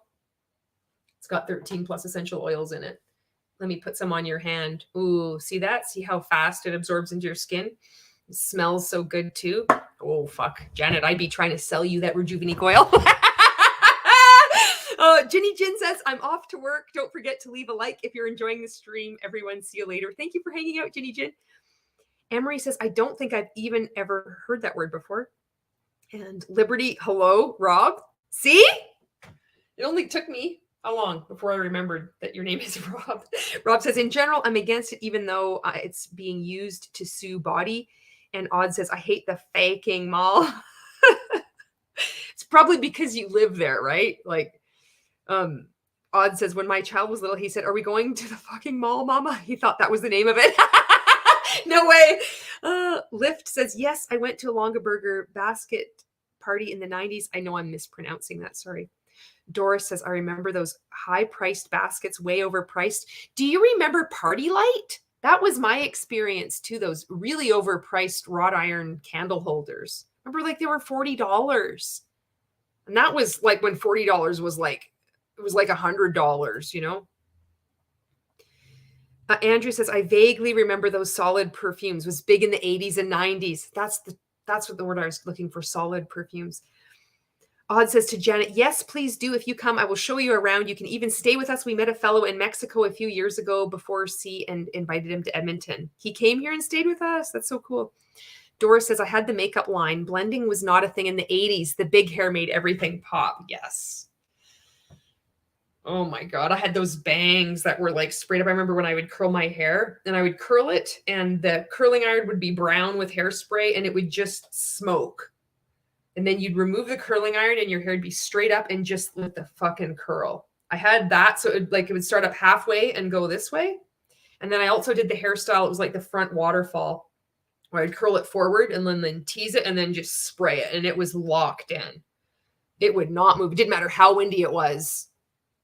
Freaking hairstyle. I'd wash my hair and there'd be like little bits of like white stuff. This is all Gen X knows this experience. Doesn't matter what your hair was like. It's amazing some of us had hair left at all. It'd be that white residue. It doesn't matter how much you'd wash your hair off. It was like this white shit. You'd like run your finger. Like, what is that? It was just normal. Oh, man. Aquanet was magic. All right, let's get back onto this. Page 41. Scroll down here. Beachbody's misclassification of plaintiff and coaches was willful. Beachbody's decision to misclassify the coaches as independent contractors was willful and intentional. This is such a glorious way of saying fuck you, isn't it? Willful and intentional. You want to have a friend. Like, you need to have a variety of friends in your life, I think. You know, the ones that are just like, fuck you. And then you have the ones that are like this. That was a misclassification that was willful and intentional. Like that friend. You want that friend in your back pocket too. First, Beachbody is based in Santa Monica, California, and employs personnel in a variety of roles there. And thus, it is implementing California's labor and employment laws as a matter of regular practice. It's highly sophisticated, large company whose legal team includes California lawyers, also the California Raisins, both those at the prestigious law firms that provide it representation in other matters, as well as those comprising its team of in-house counsel. Both its management and its legal team would be exposed to news about changes in California law with respect to misclassification. So they have, just like Monet, they have a warehouse, they have a team, they actually have employees. Second, as detailed above, Beachbody's agreement, as well as the materials in the coach office, set forth detailed codes of conduct. Beachbody knew and intended for coaches to conform to these codes of conduct and ensured adherence through its own platforms and other instrumentalities. Ooh, that's a good word. I'm going to work that fucking word in this week. You know, when you learn a new word and then you like sprinkle it in to impress like the one person in your life, you're like, where did you just hear that word? Instrumentality. Instrumentality is the belief in what you have regardless of external acceptance or approval. Fuck. Okay. Third, Beachbody knows and depends on the coaches and even the highest levels of the company. Understand that the coaches play an essential role in Beachbody's growth and business model. The management team, including the CEO and CFO, not only understand the essential role the coaches play, but know they are classified as independent contractors, as evidenced both by their decision to operate the company as an MLM and their remarks to shareholders. Thus, the decision was not a singular decision by a low-level employee, but a conscious and knowing choice endorsed by the highest levels of the company. This is damning. These lawyers kick ass. Look at that. Just spelling it out. You know, willfully and intentionally, instrumentalities, conscious and knowing, endorsed by the highest levels. Freaking boom. Okay. Fifth, okay, this I'm just kind of skipping ahead here. Beachbody knew that its coaches were not engaged in either type of work protected under the direct sales exemption. It does not use terms like buy, sell, or deposit commission in its compensation documents or agreement. It also knows that its coaches engage primarily in social media marketing on its behalf and are rarely, if ever, engaging in person sales or hosting parties in others' homes, particularly during and since the COVID pandemic. And it designs platforms such as the BOD group platforms. Is that what it's called? BOD group? Mon8 has shit like this too. It's just so funny. To facilitate online sales and marketing. Sixth, Beachbody knew the direct sales exemption was enacted years ago, and there was no guarantee that all MLMs could enjoy its protection. Rather, Beachbody has been an MLM since 2007. They've been an MLM since 2007, and thus would know that the classification of MLM workers has for years been one of the most critical legal and policy issues for the industry. It's nice to see there's people out there that know what this is about, and they're like fighting. Wow. This is so cool. Specifically, Beachbody is a member of the Direct Selling Association. Well done. Beachbody and Direct Selling Association. And everybody stood up and clapped. Well done. MLM Lobbying Association, which disseminates updates about its activities to its members, including its lobbying efforts. The pyramid lobby changed into the Direct Selling Association. Ooh, you want to see about the DSSRA? Because they invented a new self-regulatory body because its members wouldn't adhere to its own standards of ethical behavior. So they created a new self-regulatory body. And guess what that one does? It fucking tanked too, because they're all pyramid schemes. You see the people at the top of these things? Like, who's that one, that Brain Underwood? Oh my God, that guy, he's with Prove It. Umlaut. Oh my God, him on his private jet with his chain. He's like going in slow motion. Jesus Christ. Have these guys, can you imagine them all sitting at this round table? It's like, hi, everyone, Direct Selling Association. Oh my God. For years, it has issued warnings and information to its members, advising them to review their agreements to ensure conformity. DSA for years has done shit. Just look at what Tina.org has to say. DSA. The only reason DSA exists is because people are in multi-level marketing. And the more that we can erode, that bottom of the pyramid, because that's 99% of people are losing money, as more and more people wake up. If you take away their money, they have no jobs. I know it's a lot more complicated than that, but coming at it from this one particular angle, just, when you just don't spend your money with it, don't support that company, don't support that, your neighbor's daughter that is starting to sell Mon8 or Arbonne. Just be like, no, I'm not going to do that, because she's not making the money. Most of that money is going up to the top, and then it goes on beyond to these fuckers that are with the DSA. Plaintiff's experiences as a Beachbody coach. Good for her for doing this. Like, how do you do a class action lawsuit? It just happens to come around. I was like, it's going to be cool to see in the future how many more of these like start to pop up. I hope more do. I hope more documentaries come out too. That rhymes.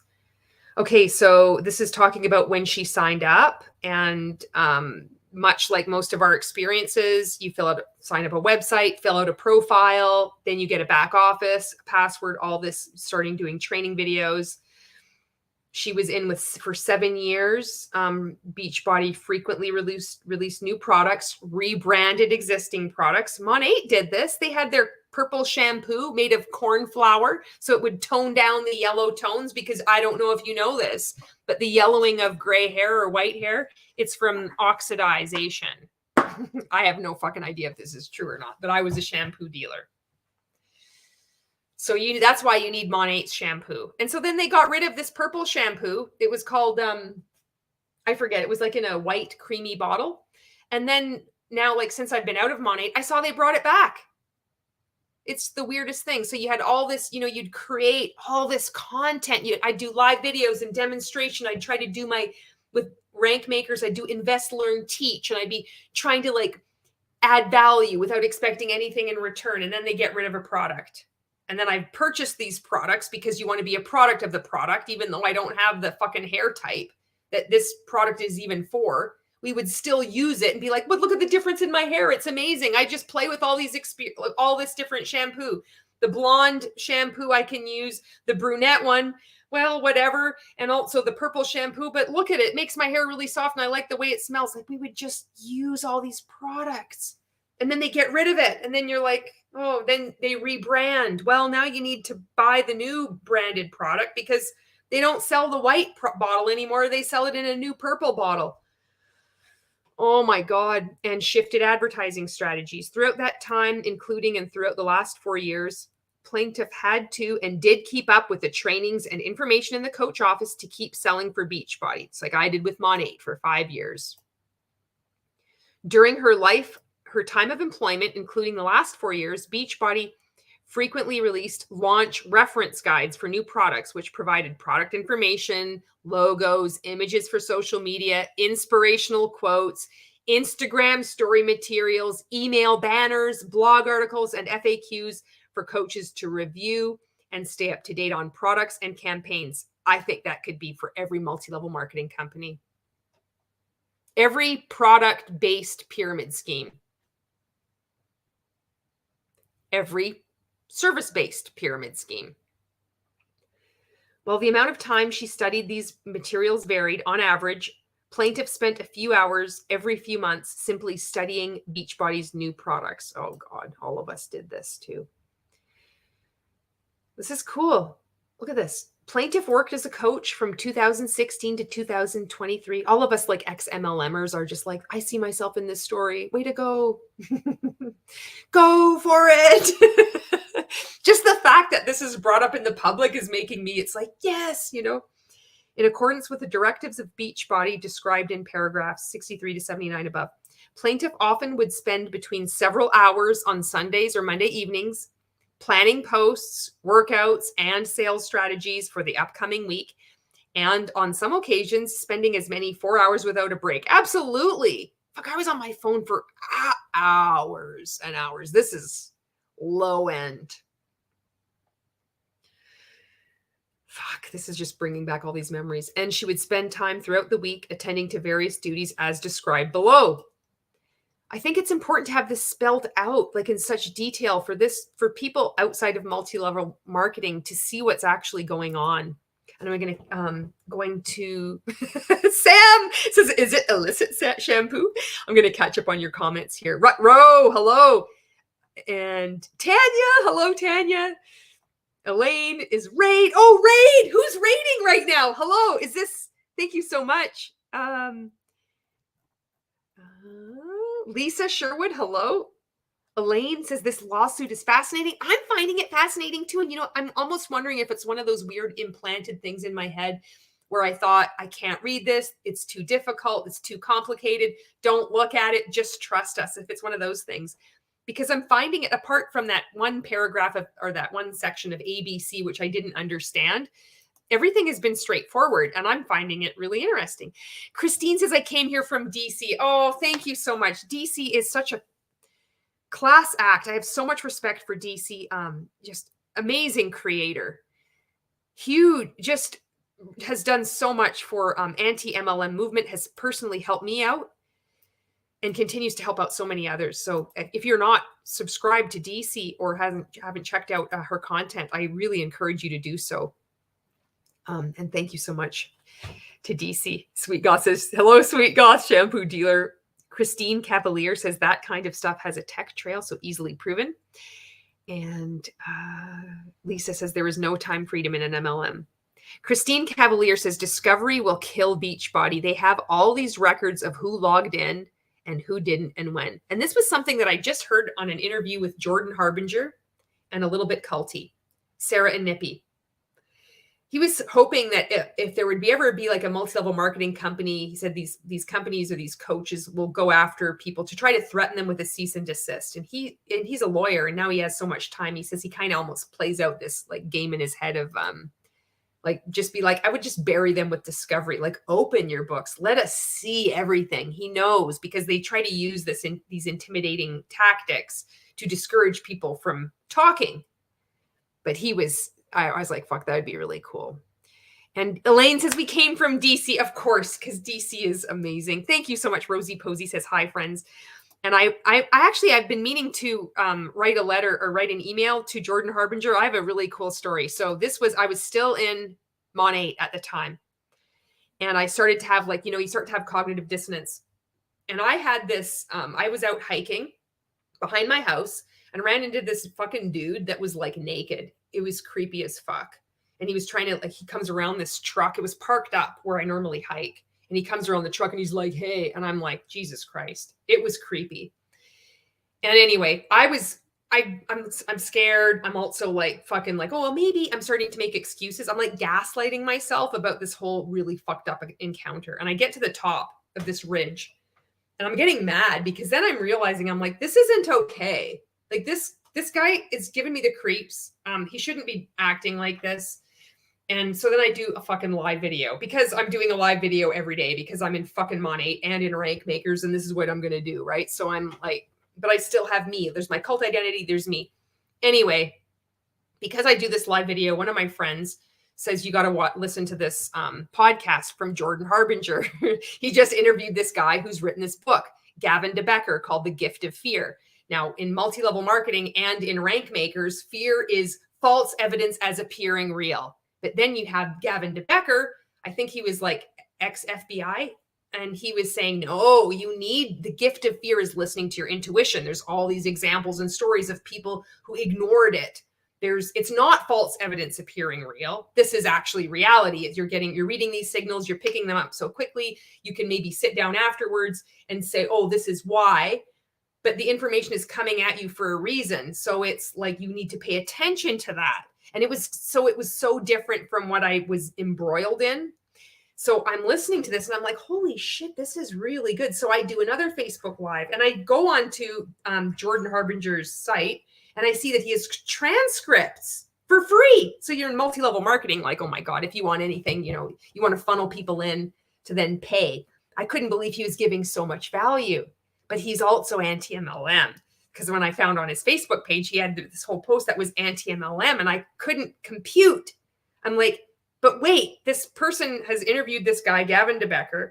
This is really good, but yet he's anti-MLM. And I'm, all you see when you're in MLM is that they're a hater. I couldn't take it in. I physically could just see hate. I couldn't understand what people were saying, but his work was so impactful that I still kept listening to it. And I had to come to this war. I was warring in my mind that no, even though he's anti-MLM, I didn't really understand what that meant. He's against it. He seems really angry. I don't know why. It's this beautiful industry. But yet I got to keep listening to his shit. And so I had sent him a message on Instagram. And I was like, thank you for doing this interview with Gavin DeBecker. I'm still in fucking Mon 8. I didn't prospect him. Thank Christ. But because I'm like, no, it's like really helped me and it's really helped other people.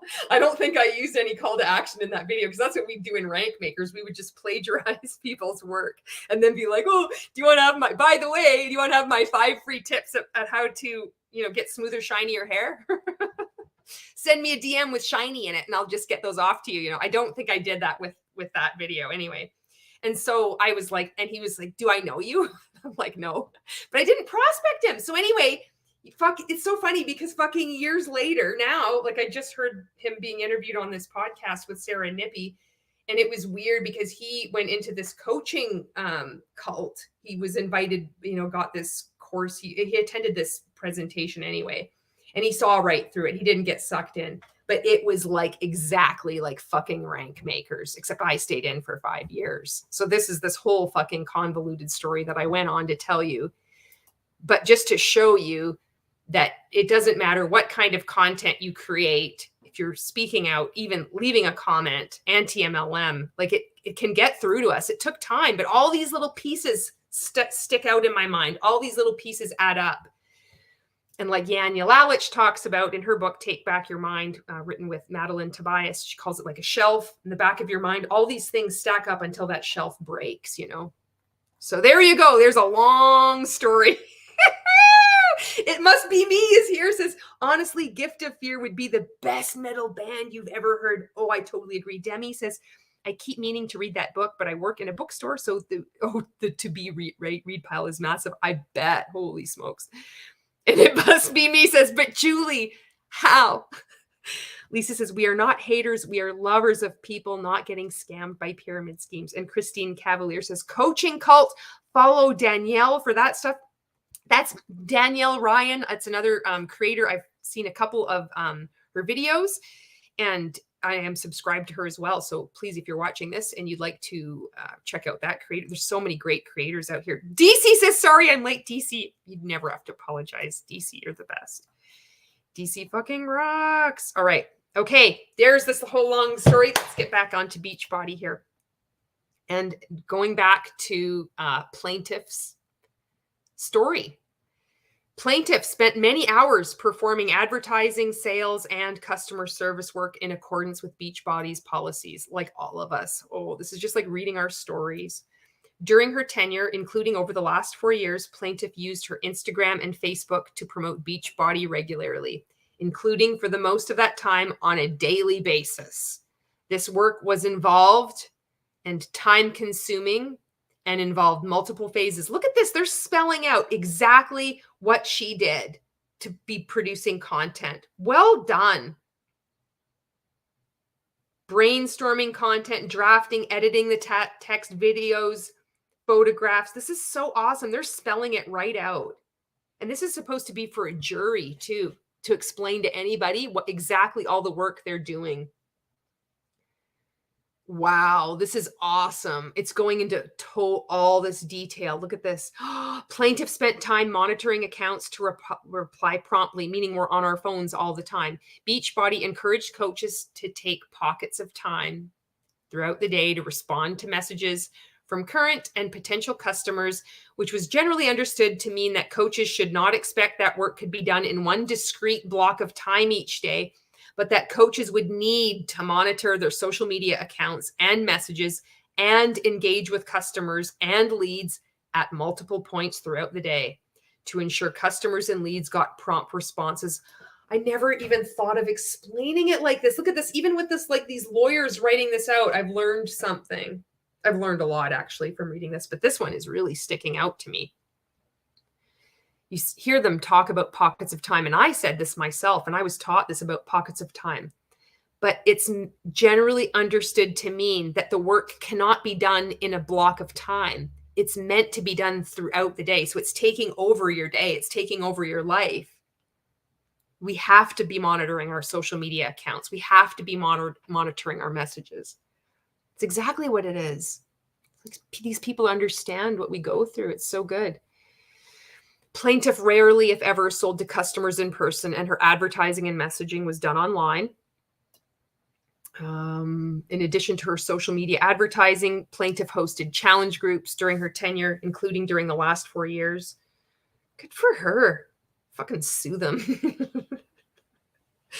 This is like every MLM rep's fantasy. It's like we're all like collectively like fantasizing right now. It's like, be fucking amazing. Just take them to court. It's like it's happening right now. It might happen for some of us. I signed up with Mon8 in 2017. Rank Makers somewhere in there. I keep saying it was 5 years for both, but I think I might have signed up with Rank Makers in 2018, January. But my brain is fucked, so here you go. Rosie Posey says, this is why lawyers get the big bucks. Patricia says, Aaron Bees and Julie Joe would love this stuff. And huge shout out to Aaron Bees and Julie Joe. Both of them are friends of mine and have helped me. They were the first people to listen to me on YouTube and help me get the courage to keep speaking out. I mean, I was speaking out on TikTok, but they've been so helpful to me. I have so much respect for both those creators. Demi says, it's really great to see this written out in such detail in a legal document. I hope this goes well. I do too. And I'm skipping over parts of this, but I mean, they're spelling out her DMO and her IPAs, her income producing activities. Christine says, what state is this case filed in? California, because California enacted that law in 2019, redefining what an independent contractor is. So that's where this lawsuit, I believe, is coming at it from that angle, is that Beachbody people in California anyway, because they have this law that their employees and the designation isn't independent contractor, but as an employee. So I think that's how this lawsuit is forming or whatever. And Elaine says, what you are describing sounds like how I felt when I left my shit religion. See the similarities between being in these high control groups, eh? And Rosie Posey says, we love your stories, Julie. Thank you. Christine says, getting out of MLMs is a huge paradigm shift, so kind of rare. Doris says, Ray is getting delusional, connecting money and faith. Everything he puts out is surrounded around how having money is in the Bible. It's his only message, how obvious. And he's still just angry. He's getting angrier and angrier. And I saw somebody had sent me a message. He has to sell his house right now. He's moving. I wonder if he's suffering. I wonder if karma is fucking being served. Sweet Goth says, enjoy your life in pockets of your time more. Like, that's exactly it. Jill, I don't know if you saw that last commentary live reaction that Marco did about season 2, episode 4. It was really well done. As I was watching it, I was laughing so hard. He strikes such a good balance of humor and compassion throughout the whole thing. But I knew what was coming. You know, it's so intense. The letters where all the contestants were coerced to write these letters forgiving people. I knew that was coming because I knew it was getting intense. We're like, I can't even comment on the rest of these stories of that people are supposed to be standing up on the stage. They're just standing up above on this fucking boardwalk where people are on the pier. And they're like, this is what you have to stand outside, be like telling these stories. It was like, oh, I can't comment on this anymore. I need to like take a break. This is too much. I'm like, holy fuck, you haven't gotten to the letter writing part yet, right? I'm like, oh God. But that's an excellent video. If you haven't seen that one, that live stream was just done. I posted that on my stories as well as a number of comments. I thought it was so helpful too. The people commenting, and also Marco mentioned this. I didn't think of it like this, but how Ray coerces everyone. He says, this is for you, this exercise of writing a letter to someone who you can't stand or have a hard time forgiving. They've really hurt you. This is for you. But all of them, and I since found out insider information too, all of them had to read out this letter in its entirety. And it was videoed. Parts of it was put on the internet on that show. But all of it was videoed and all of it is held. And a number of these contestants I have heard from personally are afraid to speak out because that material, as well as other videos that were done, it's held as collateral. They feel that if they were to speak out against Ray, against the Higdon group, that this could be released. If you saw that season 2, episode 4, this shit you can't take back. It's out there on the internet. They name names. This is before we knew fucking doxing, It's so bad. It must be me, says Stank Makers. Christine says, what is Rank Makers? Oh my God. Welcome to my channel, Christine. I'll give you a brief. This is why I'm speaking out so much. So in short, Rank Makers is a group on Facebook. It's run by Ray Higdon, his wife, Jessica Higdon, kind of, but it's mostly done by Ray. It's run by the Higdon group. At its peak, it had 16,000 people in it. It's down right now to about 9.8. It's only on Facebook. You have to pay to join. It's a monthly rate. It was $20 a month. I think it might be $25 a month. And it's for anybody in any multi-level marketing company to learn effective marketing strategies, mindset trainings, get additional coaching. Are you stuck in your multi-level marketing business? Does your company not approve of you sending out messages or cold prospecting messages, or how to reach your cold market, warm market, hot market? What about your burnt market? I offer you free coaching Friday sessions on my personal page and give you all these tips on how to write curiosity posts, how to do attraction marketing. And you're going to be safe in this group because all these people from different multi-level marketing companies are not allowed to prospect you. We're all in this together. We want to raise the frequency, the vibration of our industry. Rank Makers is a secret tribe of people that want to have integrity in this profession. It's a fucking cult. And I was in it for 5 years. There's so many courses in there. There's so many similarities between NXIVM and Rank Makers. And Ray now has come out as a prophet. This was after I began speaking out against Rank Makers. This is before it took this whole religious turn. And he's now, oh my God. So that's a brief that's a brief introduction to Rank Makers. It must be me, says Spank Takers. Tank Spankers. This is so good. Sam says, can they include people from other states and have them be covered by that law too? I don't know. That's a good question. Rosie Posey says, I feel so bad for Ray Ray's kids. I can't imagine that it's the best home in which to be raised. Janet says, I bet his neighbors are thrilled and thanking God. They're like, thank God the Higdons are leaving because it was bringing down my property value. Elaine says to Sam, not sure. I think you have to live in California. If you live elsewhere and you need to go to your state person and sue. And Sweet Gal says, watch out. The Higdons could be moving in next week to any of us. And Rosie Posey says, so it's collateral NXIVM style. That's right. Monica says, finished eating at the restaurant. You're still on. Yay. Yes, I am. This is only 2 hours into this. And Christine says, how many people are paying members? Did you say 9 million? How many people are paying members? So Christine, I think it was about, I don't know about Beachbody, but in Rank Makers, it said there was 16,000 people in the group, but I don't know if there was actually 16,000 people in the group. Like, I don't know if there were bots. I question everything now. We would pay $25 a month. So if you think of 9.8 thousand people, so not 9 million, there would be 9.8 thousand. But a lot of us purchased lifetime memberships. During the beginning of the pandemic, you could pay, I think I paid $100, and then I wouldn't have to buy my monthly membership to Rank Makers anymore. So then a lot of people are in that group that are not in MLM anymore. They're not in Rank Makers, but they're still in the group because they paid. So it gives this false impression of how many people are actually active. I took myself out of the group, although they said they escorted me out of the group. I also paid for additional coaching through Rank Makers with this other thing called 100K Inner Circle Coaching. And that was even more money I spent. So I don't know how many people are paying still, like per month, with getting into Rank Makers. Hoping with more and more people speaking out about it, more and more people leaving, that like membership declines and people get the help they need. Janet says he better stay in Florida. As Ray says, there's only Florida and the rest is Europe. It's true. That's his knowledge of the world. Lucy says, yeah, thank you for speaking out. It's crazy because I live in Florida and never heard of Ray or Rank Makers either, LMAO. And Demi says that all sounds so laughable once you watch like any video of Ray. I know.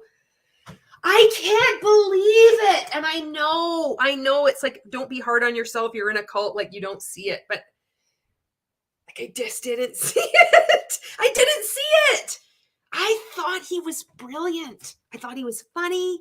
I look back at the same videos where I thought that I'm like, how the hell, Julie?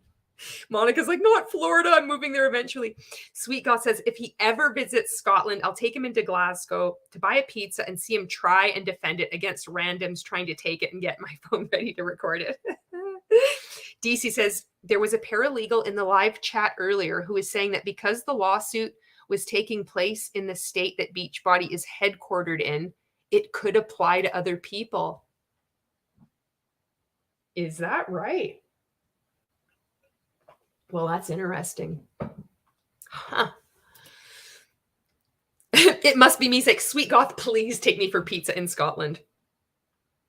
Janet says maybe 16K over the years. That was the amount in Rank Makers.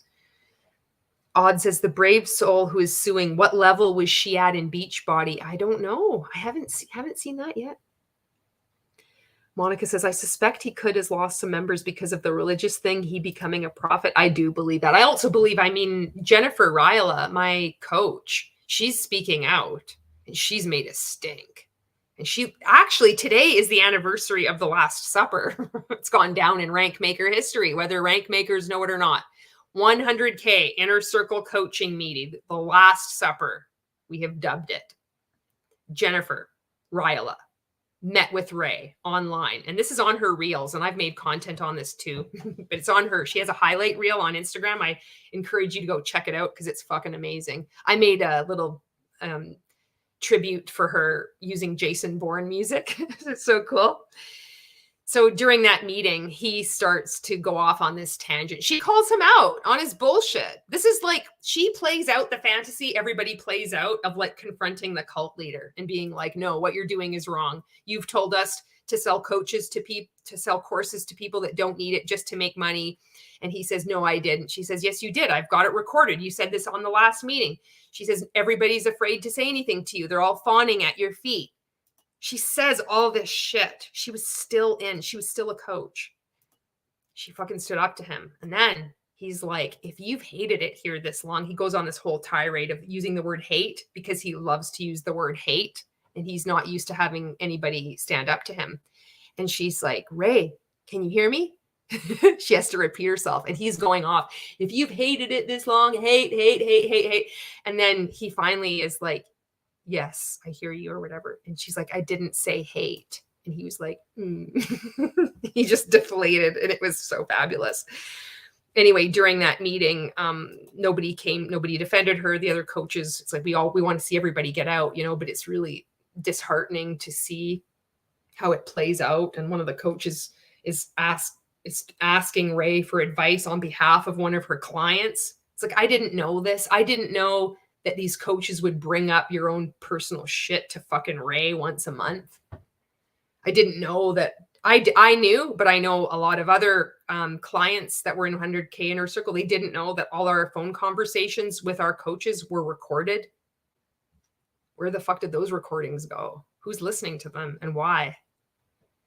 So fucked up. Anyway, she last suppered him. So I'm like, this is her day. This is the anniversary, May 26th. This time last year was the last day Jennifer Ryla was a 100K inner circle coach. And she was looked up to. She did a lot of live videos within Rank Makers. She'd also go live on Ray's personal page, like as his representative. It would say Ray Higdon is live, but it would be her, Jennifer, Jen Ryla. She was excommunicated the next day, lost her job, nothing, fucking just cut from all the groups, wasn't allowed to say goodbye to any of her clients, had lots of her content removed from the different groups. This is what happens in these cults. She's spoken out. She's just done a recent interview with Candace from the Deeper Pulse. I've shared that on my stories, and you can see that on her stories as well. It's a really good interview. So I think that's made a big dent too. Of her, she had a lot of status in that group, and you have somebody of that status and visibility, like people start speaking out. And then you have all this other stuff too. You have all these amazing creators on YouTube making videos and people commenting. It all adds up. So I think that's it. Collectively, that's what it is. Fuck, I am going off on tangents today. Thank you for being on here. I really appreciate it. Okay, Christine says, okay, at most he had 16,000 people in the group. At most, I see. So this is why he's going the profit route. He's losing the grip. Yes. Purely strategic. Ice hockey gal, says Julie. Watch your mindset. You were escorted out. That's right. And Christine says, like Brittany Dawn losing money, start preaching.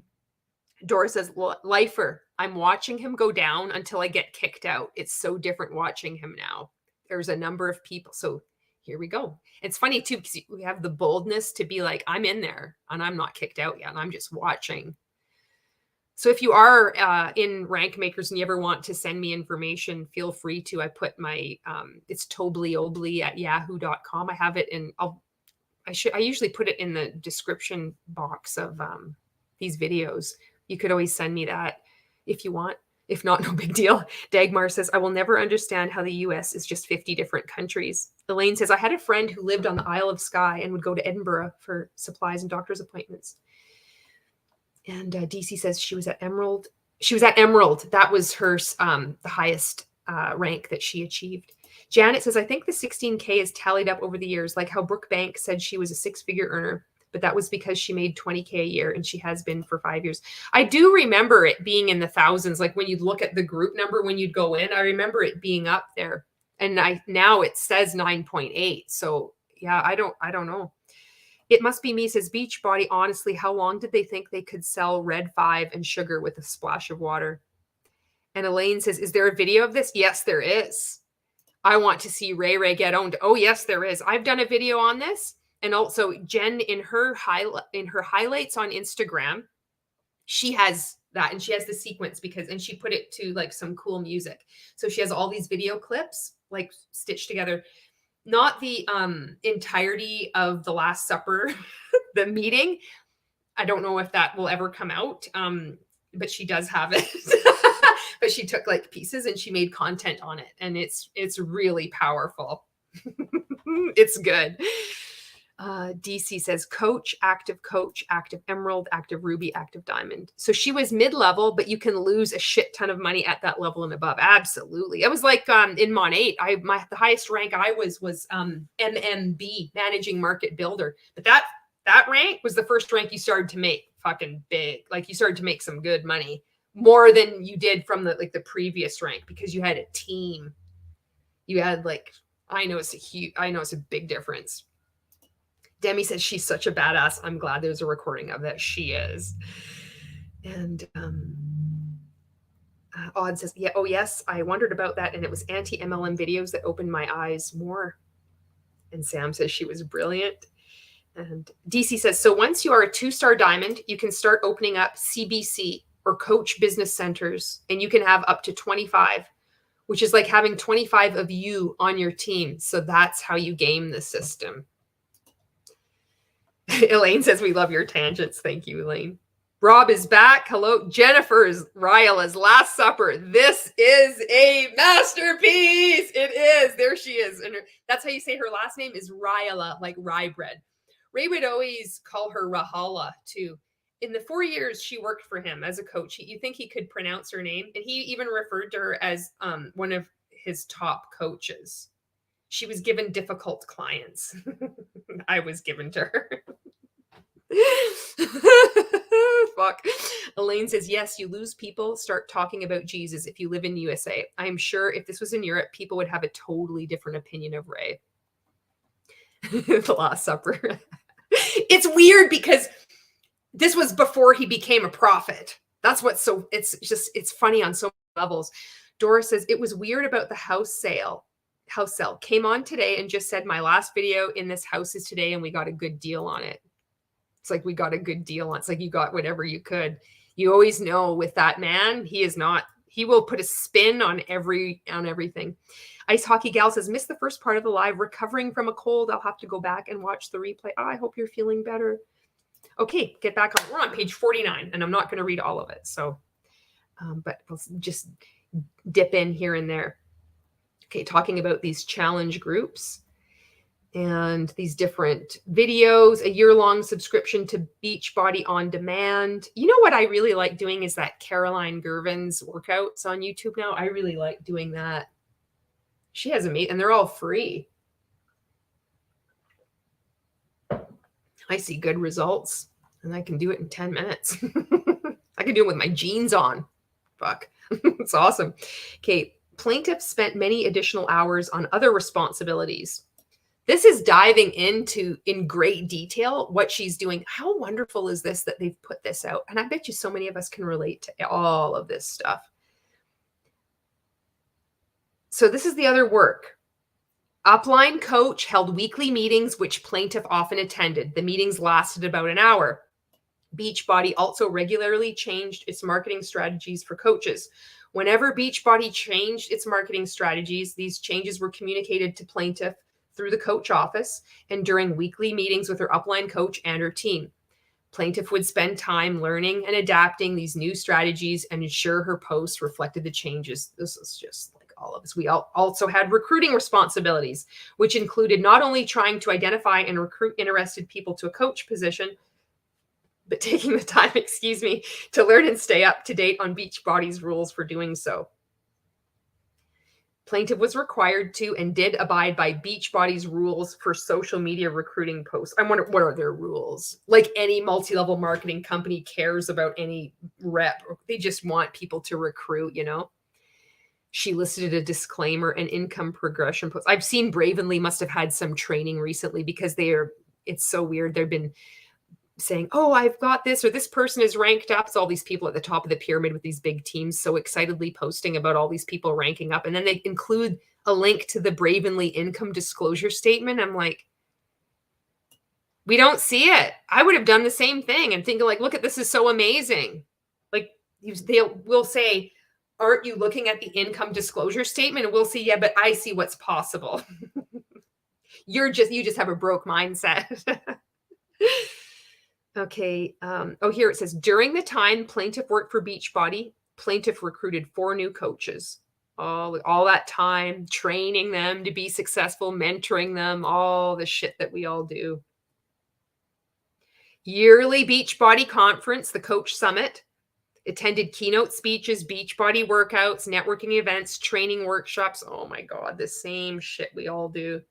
Plaintiff spent 3 full days participating in the Coach Summit, many years, and paid personally for her airfare to attend. Oh God, I did the same thing with Monations. The last summit that she attended in person was in July 2019, when she paid airfare and traveled to Indianapolis to attend. At least 2 of the days she was there, she spent more than 8 hours participating in the summit. This is the same thing. It was pre-pandemic. I wonder how she woke up. So she attended this in July 20. I wonder if like 2020 was like the awakening for her. She was not compensated for her time doing any of the aforementioned activities, nor paid any overtime.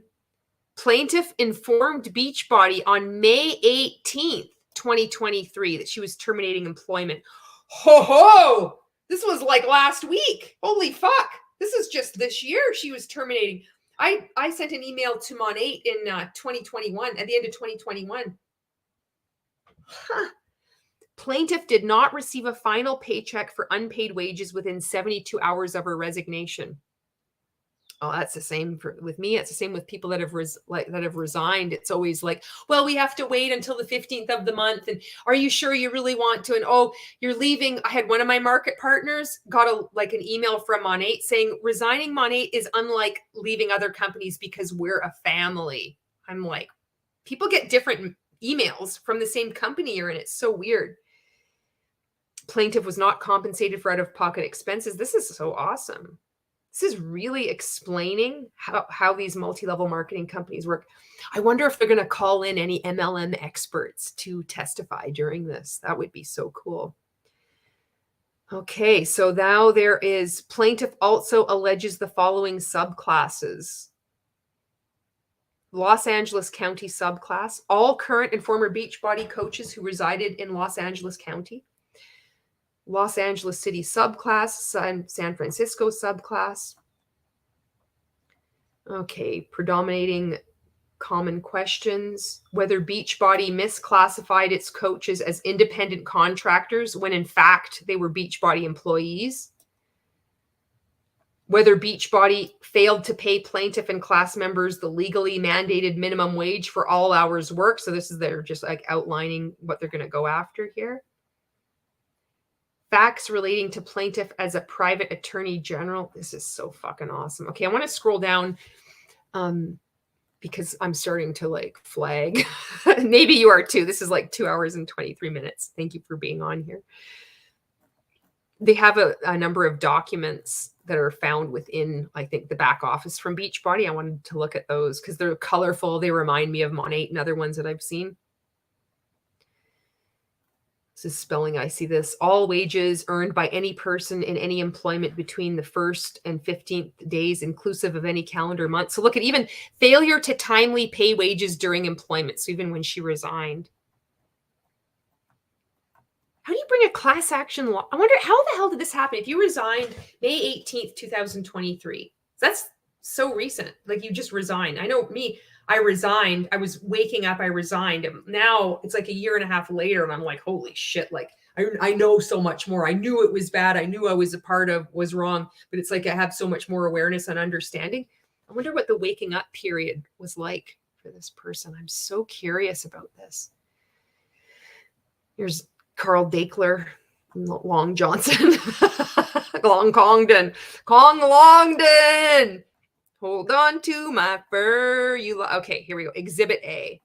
What's this? Team Beachbody US Coach Policies and Procedures. Okay, this is going to be lengthy. We'll scroll through this. This is similar to Mon8's. I'm going to just drag this down. Prohibited postings. Look at this. The one thing I land on, the first thing I land on, it's like you can just tell. Look at professionalism and prohibited postings. You may not make any postings or link to any postings or other material that is sexually explicit, obscene, or pornographic. Okay. The one thing I land on. Okay, let's go down here. Just the policies and procedures. Look at this. You're expected to read all this too. It's funny you're expected to read all of this as if you're this legitimate business, but there's never any training on tracking your income or expenses. Here we go. 1-star diamond. There we go. Emerald, ruby, diamond. The Lifetime Success Club lead wheel limits. The language, eh? Look at all this stuff. How do we think this is okay? Ooh, look at this. This is all in caps. Reports. Boy, this is, you get their panties in a twist about this one. Holy shit. Like, can you imagine you sit down to like write this policies and procedures? You're like, 6.3, I'm putting my foot down. Like this is like, holy shit. All personal and group sales volume information, downline activity reports, and all other information provided through your Team Beachbody coach office is owned exclusively and at all times by Beachbody. Oh, they wouldn't like that leak that MLM Boss Babe put out that I made content on, and a lot other creators did too, with Tony Van Schoik's income disclosure or her earnings, her personal volume versus her personal sales, what she earned in personal sales versus what she earned from her downline. Holy fuck. It's like $450 for 1 month. And then there's like $143,000 from her downline. It's not about recruiting at all. It's just about sales. You can make money selling products. Just look at the top of the pyramid. The very first person that signed up with Mon8 as a market partner. It's totally legit. It's not how pyramid schemes work at all. So they don't want anybody to see this. It's like, holy smokes, at all times. Oh my goodness. Even if Beachbody or other person's creating, like they're like, make sure holy shit. Well, Beachbody, look at that. It's all out here for the world to see now. Look at this stuff. Payment and shipping. It just goes on and on. Partial list of Beachbody trademarks. All these look at body, bod and body. Girl, look at that body. I work out. Insanity. Turbo Nation, Turbo 21-day fix. Look at all this shit. All these names. Tony Horton, Sean T. All these people. Shift Shop. Drop the F and what do you have? Is that professional Beachbody? Tell me, what's more professional? Having a link to pornographic content or having a pyramid scheme? I don't know. What is more? What is worse? What do you think? What does he think is more professional? I'm just curious. Oh, here we go. Here's a pyramid. If you cut it off on the one side, it's not a pyramid. It just doesn't count. They go out of their way to just hide the fact. Look at this. In the example below, an Emerald coach has accumulated team volume of 540 TV in their strong language. It's meant to be complicated and to be confusing. And 200 TV in their weak leg. Oh, look at this. Look at this. This is classic. Oh my God. I would love to see them get hosed, but I kind of think it's going to be the same thing as LuLaRoe. You know, there's a documentary, there's a lawsuit. Some people get some money, but the company just rolls along, you know. Here's the ranks. Coach is 0. You're just a coach. You know what? Most of our people, they love Beachbody so much, they don't even want to make any money. They just want to be a part of a community of like-minded people. They love the shakes. They just love stuff. They're not active. The next one is Emerald. And the next one is Ruby and Diamond. And look at 1, 2, 3, 4, 5, 6, 7, 8, 9, 10 star diamond and above. They just ran out. Like, you know, with some multi-level marketing companies, at least they have different names. Like Beachbody just fucking gave up. They didn't even try. They're just like, fuck it. It was like Coach, Emerald, Ruby, Diamond. I'm done. It was the same person that wrote that lengthy all caps. They're like, ooh, all caps for that whole paragraph. They're like, I'm fucking done. It's Diamond. I'm not, no more. It's just, what else is next? 1-star diamond, 2-star diamond, 3-star diamond, 4-star diamond, like 5-star diamond. Don't talk to me anymore. 6, 7, 8, 9 9-star diamond. Do I have to fucking tell you again? 10-star diamond and above. That's it. I'm done. Holy, this is how they came up with it. That's the best they could do. Holy fuck. Oh, look at this. Look at the freaking. It's not a pyramid because it just goes down twice. Okay. Patricia says, so did California just decide against MLMs? I don't know. Clown Town is here. Hello, Val and Gus. I really want to give you both a shout out. You're so funny and your commentary is so good. And your channel should get a lot more views. A lot of people, regardless of the amount of subscribers, numbers mean shit. It's just your content. Numbers are great. It's fantastic. I appreciate subscribers, followers on whatever platform. Subscribers don't mean anything about like content though creation. And I just want to encourage anybody, if you haven't checked out Val and Gus's the Clown Town, their content is awesome. And I'd like just to see more people see it, you know, all the work you do. And there's so many. Hermit says it's an F. Sam says, is there access to this case somewhere? On the website, so this is the site, MLMclassification.com. It's on that, the website that these lawyers have. I put it at the beginning of the video. If I had my poop in a group, I would have kept this link up, but I didn't. But you can access this. It's through their website. I'm going to scroll back. Sorry. I got Emery says, in retrospect, the Neo Pound shouldn't have been a thing. That's kind of messed up. I missed something there. Sorry. Thank you so much for all these comments. This is great. Ice hockey. Okay. Ice hockey gal. There we go. Got up to that one. It must be Misa's so hungry, but pizza is on its way, you guys. It's good. It must be Misa's. When is your next Ironman, Julie? Oh, I don't know. We'll see. I might have a half Ironman left in me.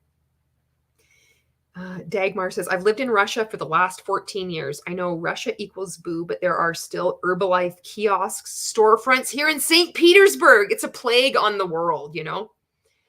Janet says, I know at every job I've had, meetings were paid. Even if it was 15 minutes, they'd pay a minimum of 1 hour's pay.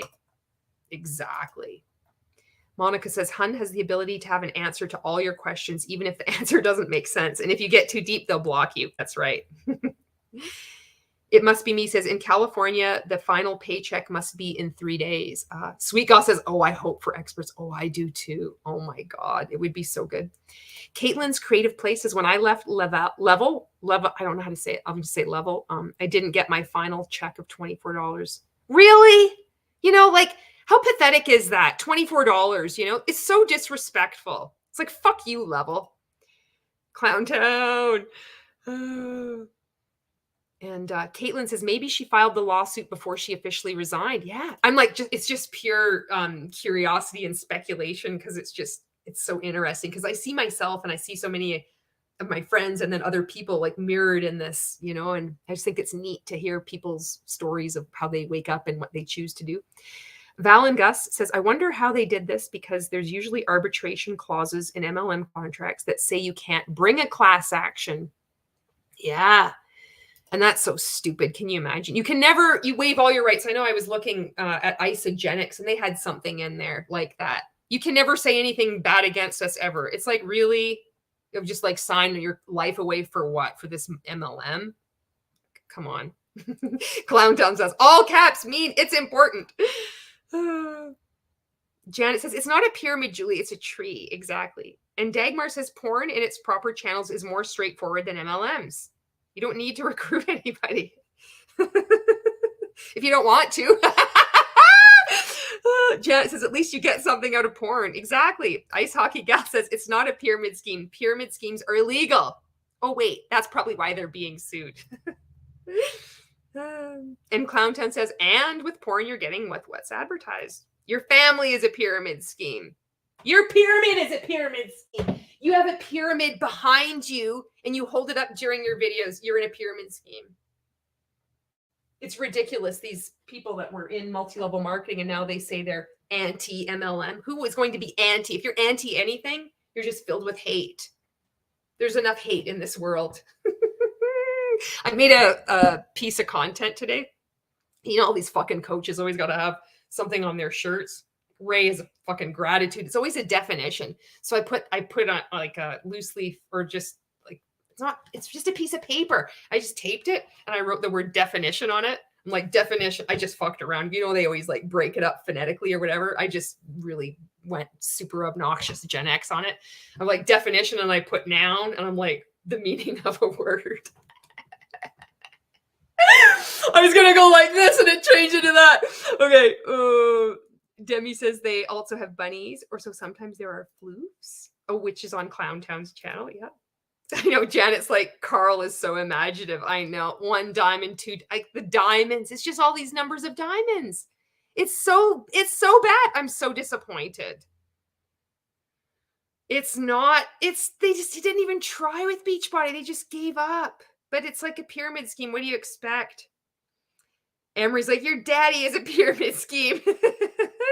Andrew's like, Julie, I have one of those pyramids too. This was at the store in Lethbridge. This was in the Lethbridge Mall.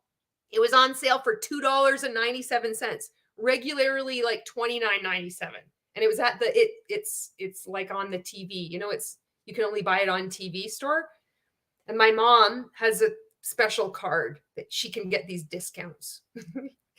And I'm like, no way. Oh my God. And so she was like, I'll buy it for you if you want. And I'm like, yes, please. This was a special trip. I bought my new phone there. Look at, I bought this fucking thing there. I went to Lethbridge and I bought a new phone and I got this pyramid.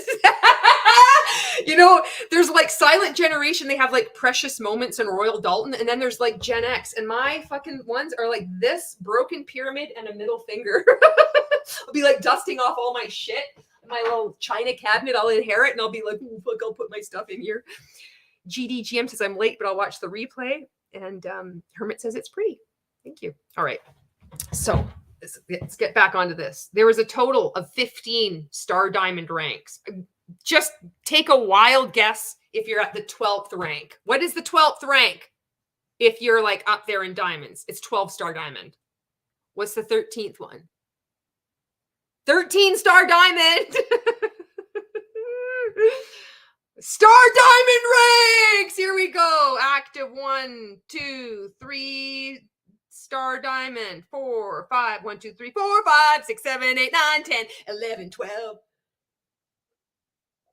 So this is just active with 50 PV. You have to pay to play. You got to pay to earn. If you go to a normal job, even the employees that are like so far employees of Beachbody, maybe all of the representatives in California will be considered employees, but the employees of the corporate structure, they don't have to have personal volume requirements in order to get a paycheck.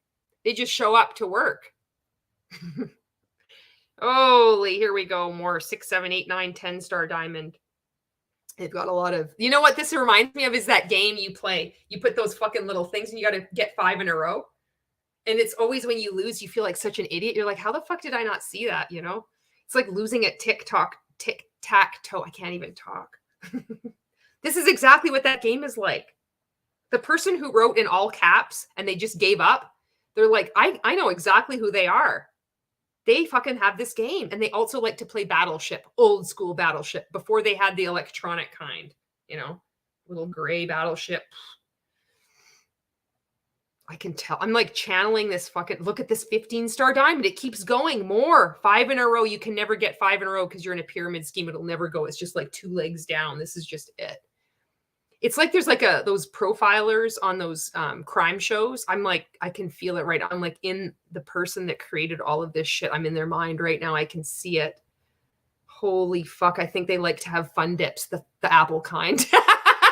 They just dip it in. They wouldn't even like the stick. That's how fucked up they were. They just would use their finger, which is okay. A lot of us did. And if we ran out of that, we would use iced tea, Good Host iced tea. I know this person. Here we go. Bonus learning period, bonus points. All the same stuff. Cycling. Oh my God, so confusing. Look at this. Left team volume, right team volume. Minus 200. Look at this. What the fuck does this even mean? Carry over to the next cycle. Daily cycle limit, day period, direct line of sponsorship, genealogy, home direct, also known as auto ship. So that's what they call an auto ship at Beachbody, apparently. With Mon8, they called it flex ship. Home direct. A convenience program wherein pre-selected products are shipped to you or to your Beachbody customers each month and are automatically billed to the credit card that was provided at the initiation of the program.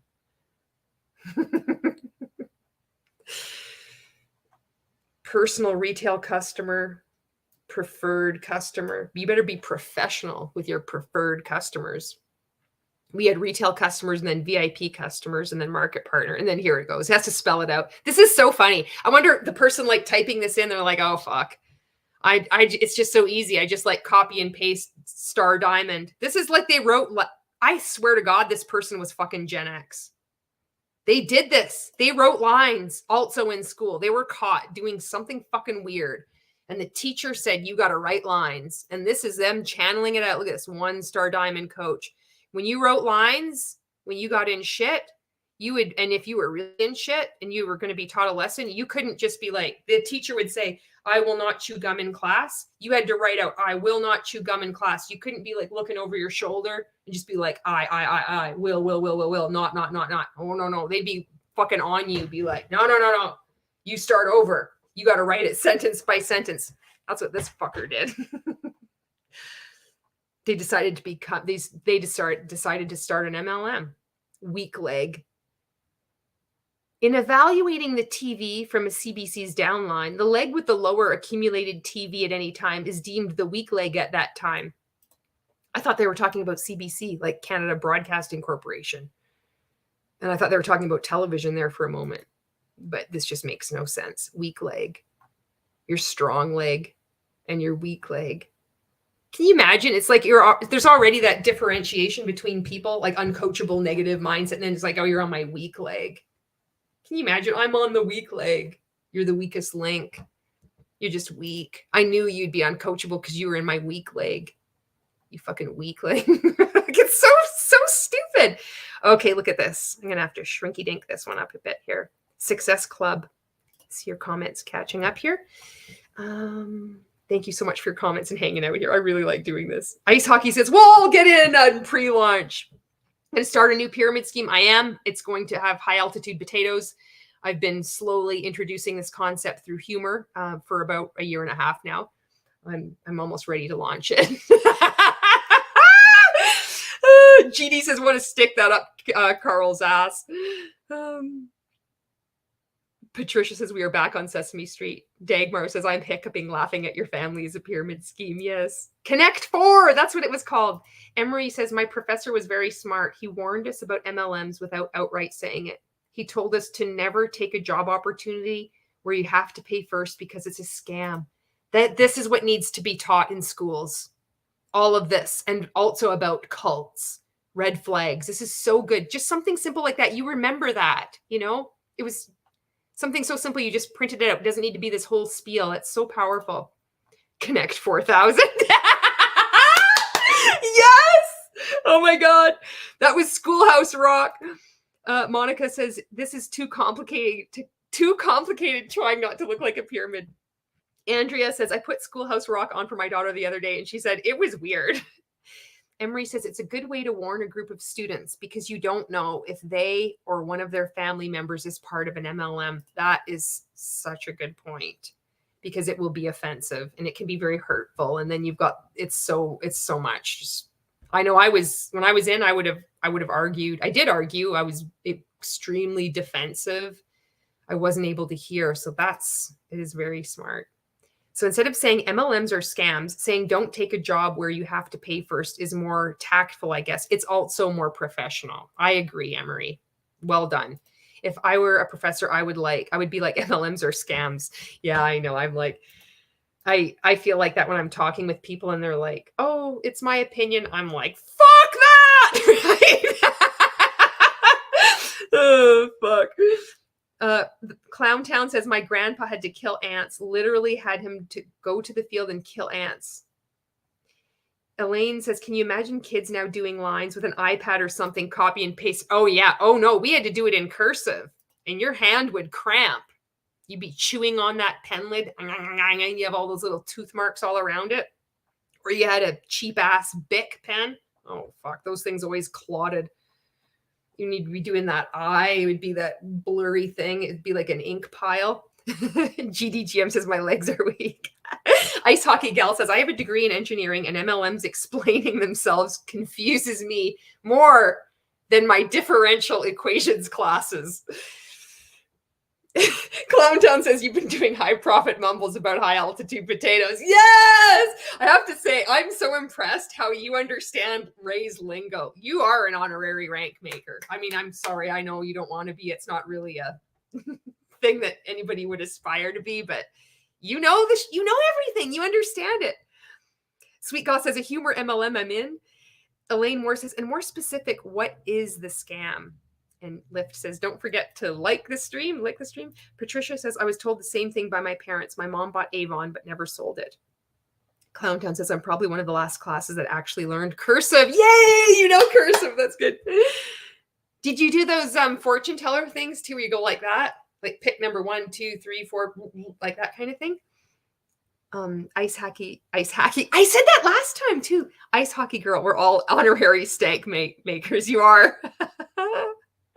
Are you a faith over fear? Oh, I don't know. You're a hater. That's what you are, Clowntown. You're all honorary X-rank makers, according to me. All right. Okay. Okay. So this is Team Beachbody Daily Business Activity Tracker. I don't know why I said it like that. This is fucking weird. Look at this. This reminds me of rank makers. My why. Restate the purpose, supporting your coaching business. This is why people are so busy. This is fascinating. My target market. Stay focused on connecting with your ideal person or avatar. That's what we'd call it.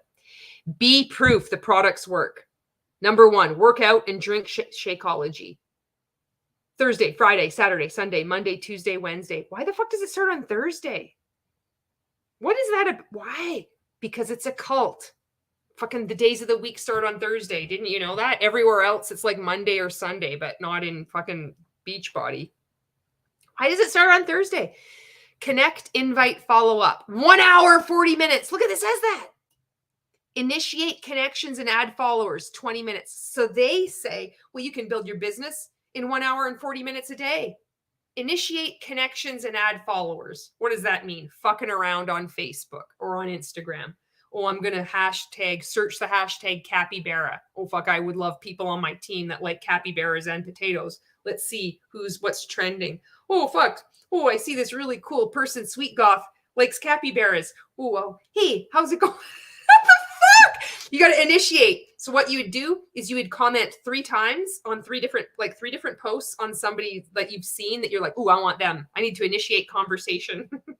Initiate connection, begin immediately, comment on 3 posts, and then send them a message because you have made this fake connection. Add followers. How do you add a follower? This is just adding a friend, sending a friend request. Do a social media post that showcases the benefits of your healthy lifestyle or has a call to action. 10 minutes. That's how long it takes. It doesn't take that long to make social media posts. Could be a live video. Could be just a post. It takes 10 minutes. Fuck, this could take like an hour in itself, you know. Showcases the benefits of your healthy lifestyle, keeping in mind what plaintiff in this example has to do in a day. all the updates, the new products, the rebranding, the launching, the instructions from Beachbody, the instructions from her upline, the weekly Zoom calls. So it's like the benefits. Oh, but there's going to be a new product being launched. So I've got to do a live video and I've got to show the benefits of this product. Or like, I'm so excited. I just gassed up my car. Thank goodness for this extra side hustle. I just like do it in the pockets of my day. I can't even believe I spent literally no time doing this and I made $40. How come people aren't stampeding into my team to recruit them? It's so easy to do. I'm already on social media. You're spending time on it anyway. Why not monetize it? It makes so much sense. You can fucking work out, be as hot as me. Fucking right. This body is fucking Beachbody. It can be your body too. All bodies are beautiful. It's so fucking weird. Okay, update your IG story throughout the day. And I did all of this shit. That's why. So I can make fun of Beachbody. It's the same. This is Monate anything. Update your IG story throughout the day. About 3 minutes per post. This takes over your life. You see how this takes over your life. Throughout the day. Daily life, workout clips, product use, no brand name shown. Oh my God, that's what we were taught. I did that too. I'd hold this bottle of Monade up, turn it to the side. That creates curiosity. They're like, oh wow, what is that? What are you using? You'll do training like that and we'll believe it. We're like, fuck, that makes so much sense. Oh my God. Healthy meal or meal prep. Fuck, the Gen X version of this. It's like microwave a coffee. You'll see these influencers. Just so you know, coffee isn't a meal. It's like fucking Gen X enters the room. Yes, the fuck it is. Put some fucking cream in it. There's your meal. Have a piece of processed cheese. Okay. Invitation, promote, group, poll, or call to action, recognition, or shout out. Oh.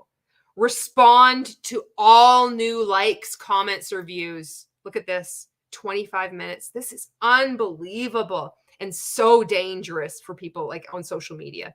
Especially women. I got into fucking deep waters here because this is what you have to respond to all new comments. You're afraid to block anybody. You do not see any kind of warning signs. Oh, fuck. Invite at least 5 people to join a challenge group every day. Every day you're supposed to do this. Invite at least 5 people to join a challenge group or learn about the coaching opportunity. Follow up with the people you've invited. Oh God, I did shit like this. Look at this. Oh my goodness. Oh, Beachbody, you poor people. Fuck, you're just like us. Get people results. Contribute to your challenge group. Look at they say just 30 minutes. What does that mean? Writing a post, which is going to entail research, inviting a special guest, maybe doing an interview. Oh, this is so much work. Recognize achievement. You want to recognize people even for their efforts, even if people aren't recruiting because they can't. They're in a pyramid scheme. This individual recruited 4 people. They said in their tenure of this. Look at my weekly business results. Number of new followers, number of new challengers, points, number of new coaches. Can you imagine demoralizing this? It's just like 0, 0. Oh, it's just seeing everybody as a number. Everybody's a transaction. Shame on you, Beachbody. Look at this. Daily business activity tracker. This is disgusting. Freaking long Dawn Dinkler. Be professional and no links to porn. So fucking weird. That was their first thing. Like, have they had a problem with that? This is the kind of shit that I think about. You know, I'm like, why the fuck would you think that you have to put that in Beachbody's policies and procedures in that one category? And that's the first fucking thing you have to put in there. What the hell happened in the past? What other company were you with? What happened in 2007 when you started this as an MLM? Why is that the first thing that's in there that you got to put that? It's so fucking weird. That's not me. That's fucking them. They put it in there. Oh my God. Unique had a card too, says Andrea. Elaine says, I couldn't find the Canadian flag in the emojis. I'm just going to scroll back. I'm kind of bouncing all around your comments here. Elaine says, okay, she said about. Did I say about, honey? Clowntown says she spends half her podcast alluding that we should buy her planner. Oh, I got to go back up here. Julie, you have a northern accent, but you were wearing a UGA sweatshirt in your... Okay, so I have someone that sent that to me. That's why I wear it. And I don't, and I have, because I also have a shirt with like a gator on it. I got it when I went to Florida and I did a race there, and I just bought it and I didn't realize it was like this logo. So no, somebody just sent it to me. I'm one of those people that just like wears a hoodie. Sometimes it's just given to me. I don't know the significance. So I'm just what I'm saying is that I'm a poser. I'm just a fucking poser. Okay, Dagmar says, my sister, who might be a prime candidate for MLM's stay-at-home mom in a heavily religious area, has watched your videos and we've bonded over them. Oh my goodness, that's so good.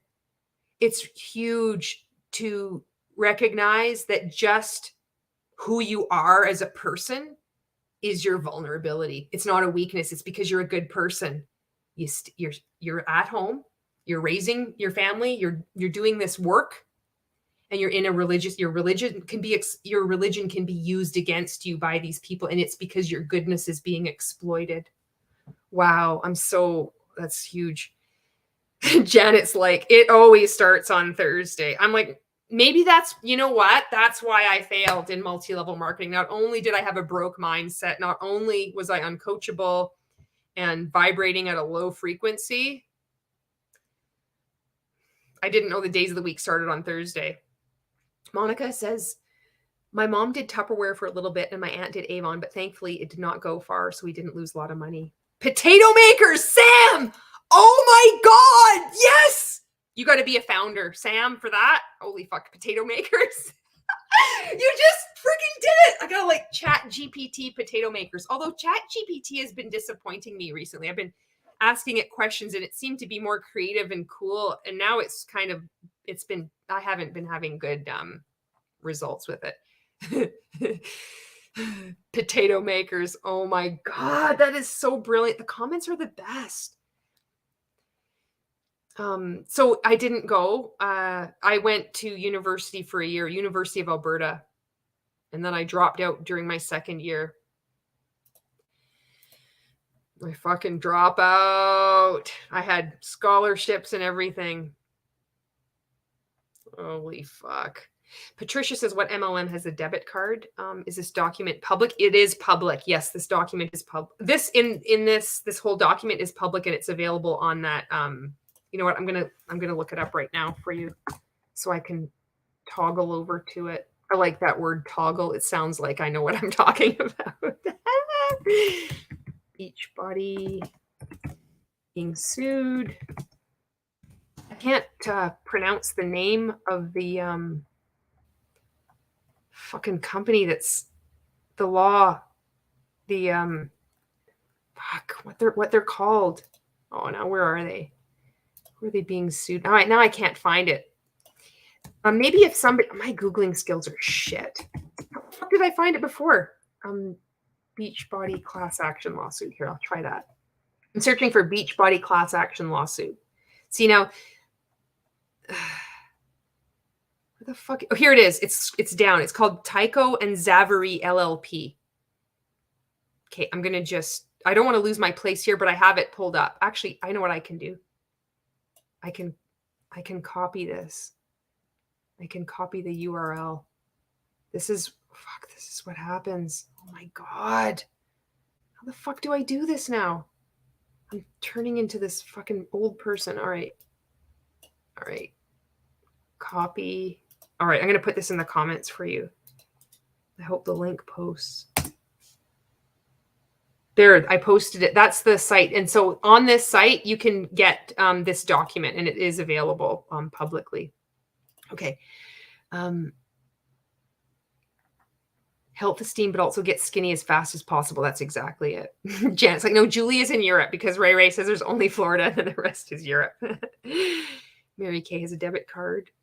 Monica joined Beachbody for a full 2 weeks. Once I really understood what it was required of me, I was like, nah, I'm good. No.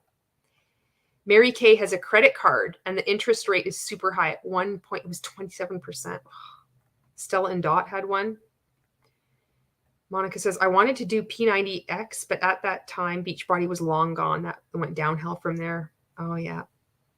Sweet Gal says, pretty sure Pornhub and X Hamster aren't MLM. So what the hell is going on? I know. What the heck? Why did they got to bring that up? This is the shit. There's always the red flags. The more you just have to look. You just like scan through, and there is weird shit. And we're like, I'm also a poser. Good. Right on. I'm only punk rock 5% of the time. I'm thinking my playlist. I'm like, how do you explain like a snapshot of who you are? I'm like, let's see here. Ramstein, Ludovico Einaudi, fucking John Denver, Katy Perry, Taylor Swift, Def Leppard, Metallica. This is my playlist. This is my brain. Potato bakers. Ooh, that's a good one too. Potato bakers. Clowntown says, it's okay. My besties and I were laughing because we all have degrees at the same college, but 2 of them are bartending and I push papers. See, that's sad. Like you deserve more, fuck. A Georgia fan would buy you a G sweatshirt to wear instead of a Florida Gator. Yes, that's what happened.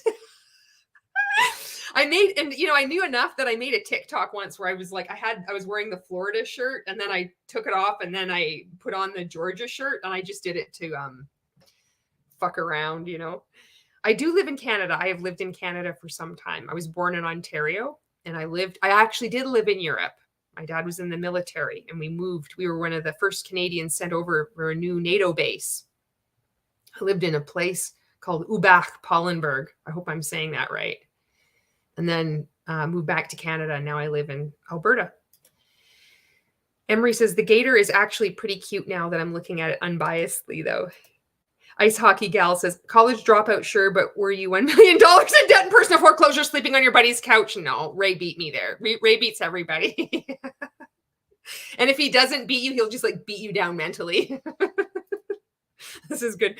Emery says, you can't tell anyone I said that, though, or they'll confiscate my bachelor's degree. Dagmar says, I dropped out of several scholarships. Shit happens. Yeah. Sam says, I have a BA in criminology and criminal justice. No way. Oh my God. This is so cool. Elaine says, what? No one on Pornhub is trying to recruit me. Exactly. That's exactly it. Like Beachbody, you want to start throwing around this example of porn. What in the, what? Whoa here. Patricia says, my ex bought the videos and exercised to Beachbody years before it became an MLM. All right. This is what to know about being an independent team Beachbody coach. Isn't Amway an independent business owner? Or so this is funny. They have this similar lingo, independent team Beachbody coach. Customers, preferred customers, coaches, much like Monat. You have the retail customers, you have your VIP customers, and then you have your market partners. It's a trinity. Oh, what is the team Beachbody coaching opportunity? They're rewarded for retail sales. You got to put that in there. It's like, holy fuck, we got to make sure it's like retail in there of our proven fitness programs, nutritional content, and nutritional supplements via a 20 to 50% retail commission program. Same shit that every multi-level marketing company says. Coaches who sell our products and develop a team of other coaches selling products and recruiting other coaches to sell products and those coaches recruiting other coaches can also be rewarded through a binary compensation plan, which pays bonuses at the development and leadership ranks of Emerald Coach and above. Well, you don't have to go very much up the compensation plan and then you're a diamond and then you're not special at all. You have 1 diamond, 2 diamond, 3 diamond, 4 diamond, 5 diamond, 6 diamond, 7 diamond, 8 diamond, 9 diamond, 10 diamond, 11 diamond, 12 diamond, 13 diamond, 14 diamond, 15 diamonds. Coaches can choose to earn supplemental income by participating in the Team Beachbody opportunity, either on a part-time basis or to focus their full-time attention on opportunity to try to earn more. This will be phrased as you can earn as much money based on how much time you put on how hard you work. But Beachbody will say, well, we actually never said that. That's just that upline there. They'll just get a $5,000 fine or we'll just get rid of them. This is how they perpetuate this bullshit. There are no guarantees of success or earning any amount of income at all when participating in the Team Beachbody coaching opportunity. However, there is a genuine opportunity to earn supplemental income for individuals willing to dedicate the time and diligence. Oh, there's a new fucking word Ray's been using lately. He's got that on a new shirt, diligence. He loves that word, diligence. To develop customers interested in purchasing Beachbody products and mentoring others to do the same. So there isn't a genuine opportunity to earn supplemental income, because is this taking into account the expenses? What is the income after expenses? It's shit. It's nothing. It doesn't exist. The cost to enroll as a coach is minimal. There are no required product purchases. Same shit we said in Mon 8. You don't have to make any purchases. It's only a once a year thing you have to pay. There is a $39.95 fee for the business starter kit. Fuck.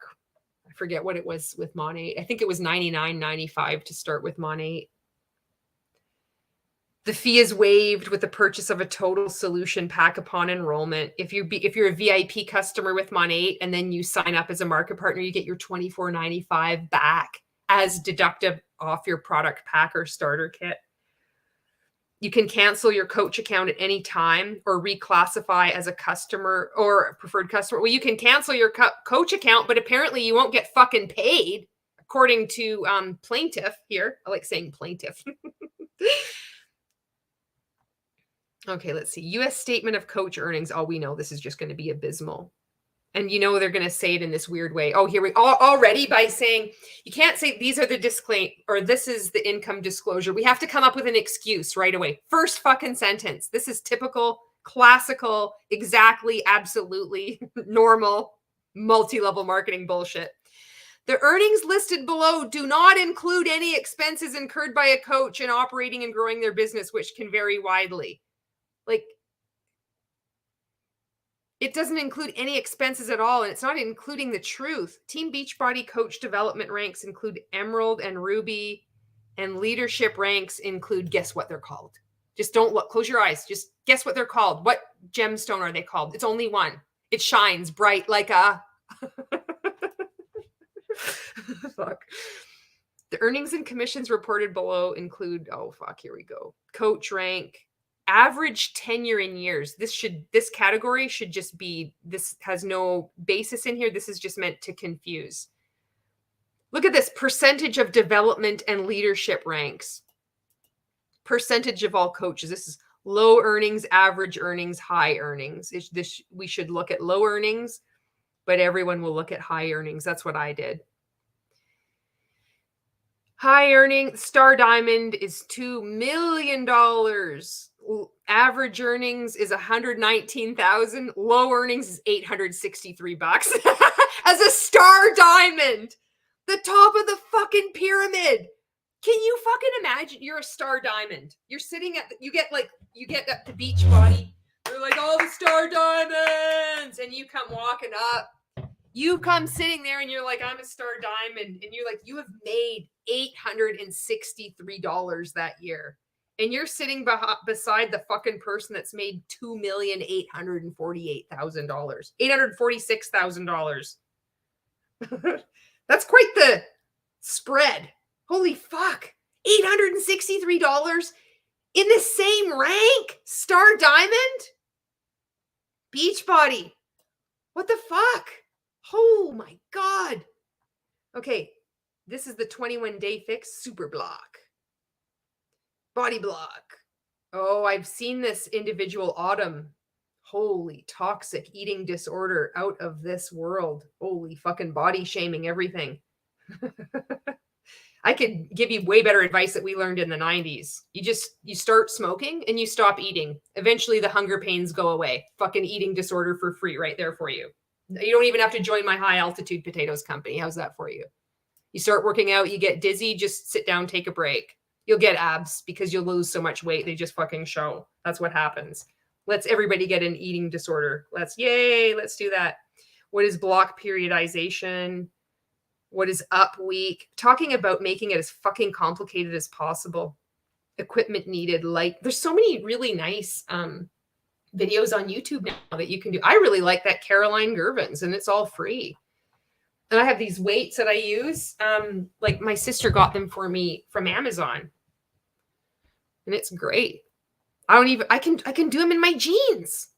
I'm like, you know what? I'm tired. I'm recovering from being in 2 commercial cults and speaking out, being harassed, working a lot, recovering money and being in debt, paying that off. Oh, fuck. I want to work out a little bit, but I'm going to just put on this nice YouTube video and do that. Okay, who is this? Super trainer Autumn Calabrese is the creator of 21 Day Fix and 4 weeks for everybody, as well as other breakthrough fitness programs. The cooking show Fix 8 and the portion Fix and the 4-week gut protocol. I made a spoof on this, was like Modair and Beachbody, because I'd heard about this 4-week gut protocol. I was like walking around in my mom's house with my fucking underwear on. Oh, Exhibit E. Okay. Health and fitness conversation starters. Oh, this is so amazing. So this is like, you're just out and about throughout your day. You're like going to IGA or Overweighty. It's called Overweighty. I don't know if it's the name of a grocery store. Tell me, what do you want to accomplish and why? Tell me. If any fucking person says, tell me, they're in multi-level marketing. Tell me, how long have you wanted to make this change? Was there a life-changing event like having kids? Oh, fuck, that's good. They're wiping the drool off them like, oh my God, this is like their perfect prey. Do they want to lose weight, number of pounds, tone up, or improve their overall health? Dig deeper into why they have this goal. This is about selling. Dig deeper in order to sell. This isn't about holding space for someone to unfold when they're ready, kind of thing. This is why this is not coaching. Do they have an emotional reason behind what they want to accomplish? Holy fuck, this is so bad. Why did it fail for you? Oh, because I'm a lazy sack of shit, and I'll probably fail at this too. Tell me about your support system. Remember, most diets and fitness programs fail. Funny, since you're fucking referring to yourself. Tell me about your support system. Remember, most diets and fitness programs fail. Yeah, Beachbody, you're failing. You fail people. You prey on people. You take advantage of people, and you're a pyramid scheme. You're a pyramid scheme. You're a pyramid scheme. You're a pyramid scheme. How often do you go out to eat? Find out how much on average they spend per meal. Look at this collection of information. So then they can just freaking say all the reasons why now you have no objection to signing up with Beachbody. This is so manipulative. Do you feel like you're at a plateau with your weight loss? Tell me about your energy levels. Do you feel like you are full of energy, or do you get tired a lot? Do they get enough sleep at night? None of these people are qualified as a coach.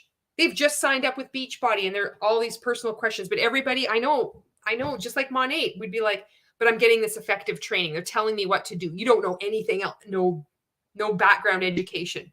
This is it. Oh, wow. Explain to me what you eat and drink on an average day. What the fuck is this? Do they drink coffee? What do you have against coffee, Beachbody? What the fuck is this? What the fuck is going on here now? Look at that. Do they drink coffee? Yes. Why is this? This is like that porn question. The fuck is going on here now? There's a reason about this. Maybe if you're in Beachbody or what the fuck is that? What does a typical day look like for you? Are they active during the day? Do they sit behind a desk? Do they watch a lot of TV? No, I like to watch a lot of porn. I'm not going to tell you that because that's listed on policy subsection 4.2. Listen for clues and find ways that both exercise and Shakeology. I don't know what Shakeology is. I'm assuming it's like a drink it's powdered. It's infused with antibiotics and shit. I'm sure it's just some fucking processed shit that you have to drink, and it's supposed to make you not eat. It's funny. You can say it's an eating disorder, and you're like, if you ignore the hunger pangs long enough, they go away. But it's okay to say, suppress your appetite by drinking this shit. Like, you realize what you're saying. You're suppressing your appetite. You're like trying to hide it. You're trying to mask your body's signals. Like, what the fuck? Signs of poor health: sluggishness, fatigue, bloating, digestive issues, abnormal sleep patterns, cravings. This could also be a sign that you're getting your period. Anticipate objections: potential signs of negative mindset. What? From the beginning? Ooh, this is so disgusting. What is the diet cycle? I wonder what that is. It's some weird fucking narrative they've got. No time to prepare healthy foods, no support, no consistency, love to eat. This is a negative mindset? Loving to eat is a negative mindset? I don't understand this. Love to eat. So you shouldn't love to eat? Oh, this isn't fucking toxic at all. Write down your strengths and unique value, what you offer as their coach. Energy, healthy lifestyle, discipline. I love this. I love this shit because it's like these fucking, when I've done like, this is my flex. When I've done like so many Ironman triathlons, never mind half Ironman, Olympic distance, sprint distance. And it's like, really, you're going to fucking talk to me about discipline in your fucking Beachbody workout? Let's fucking go. Okay. This letter has been submitted, this electronic submission. It's like a summary. I think we did it. We went through 137 pages there. Oh my goodness. So I'm going to pull up the website now of, so then you could look at this yourself if you wanted to see it. I shared that link earlier, but I don't know if you can click on it. It might be a bit of a pain in the ass here. All right, here it is. This is it right here. Tycho and Zavary. Beachbody coach files class action lawsuit against MLM for unpaid wages. And I'll navigate to where, I think it's right here. You might be able to click on it up here too. Yeah.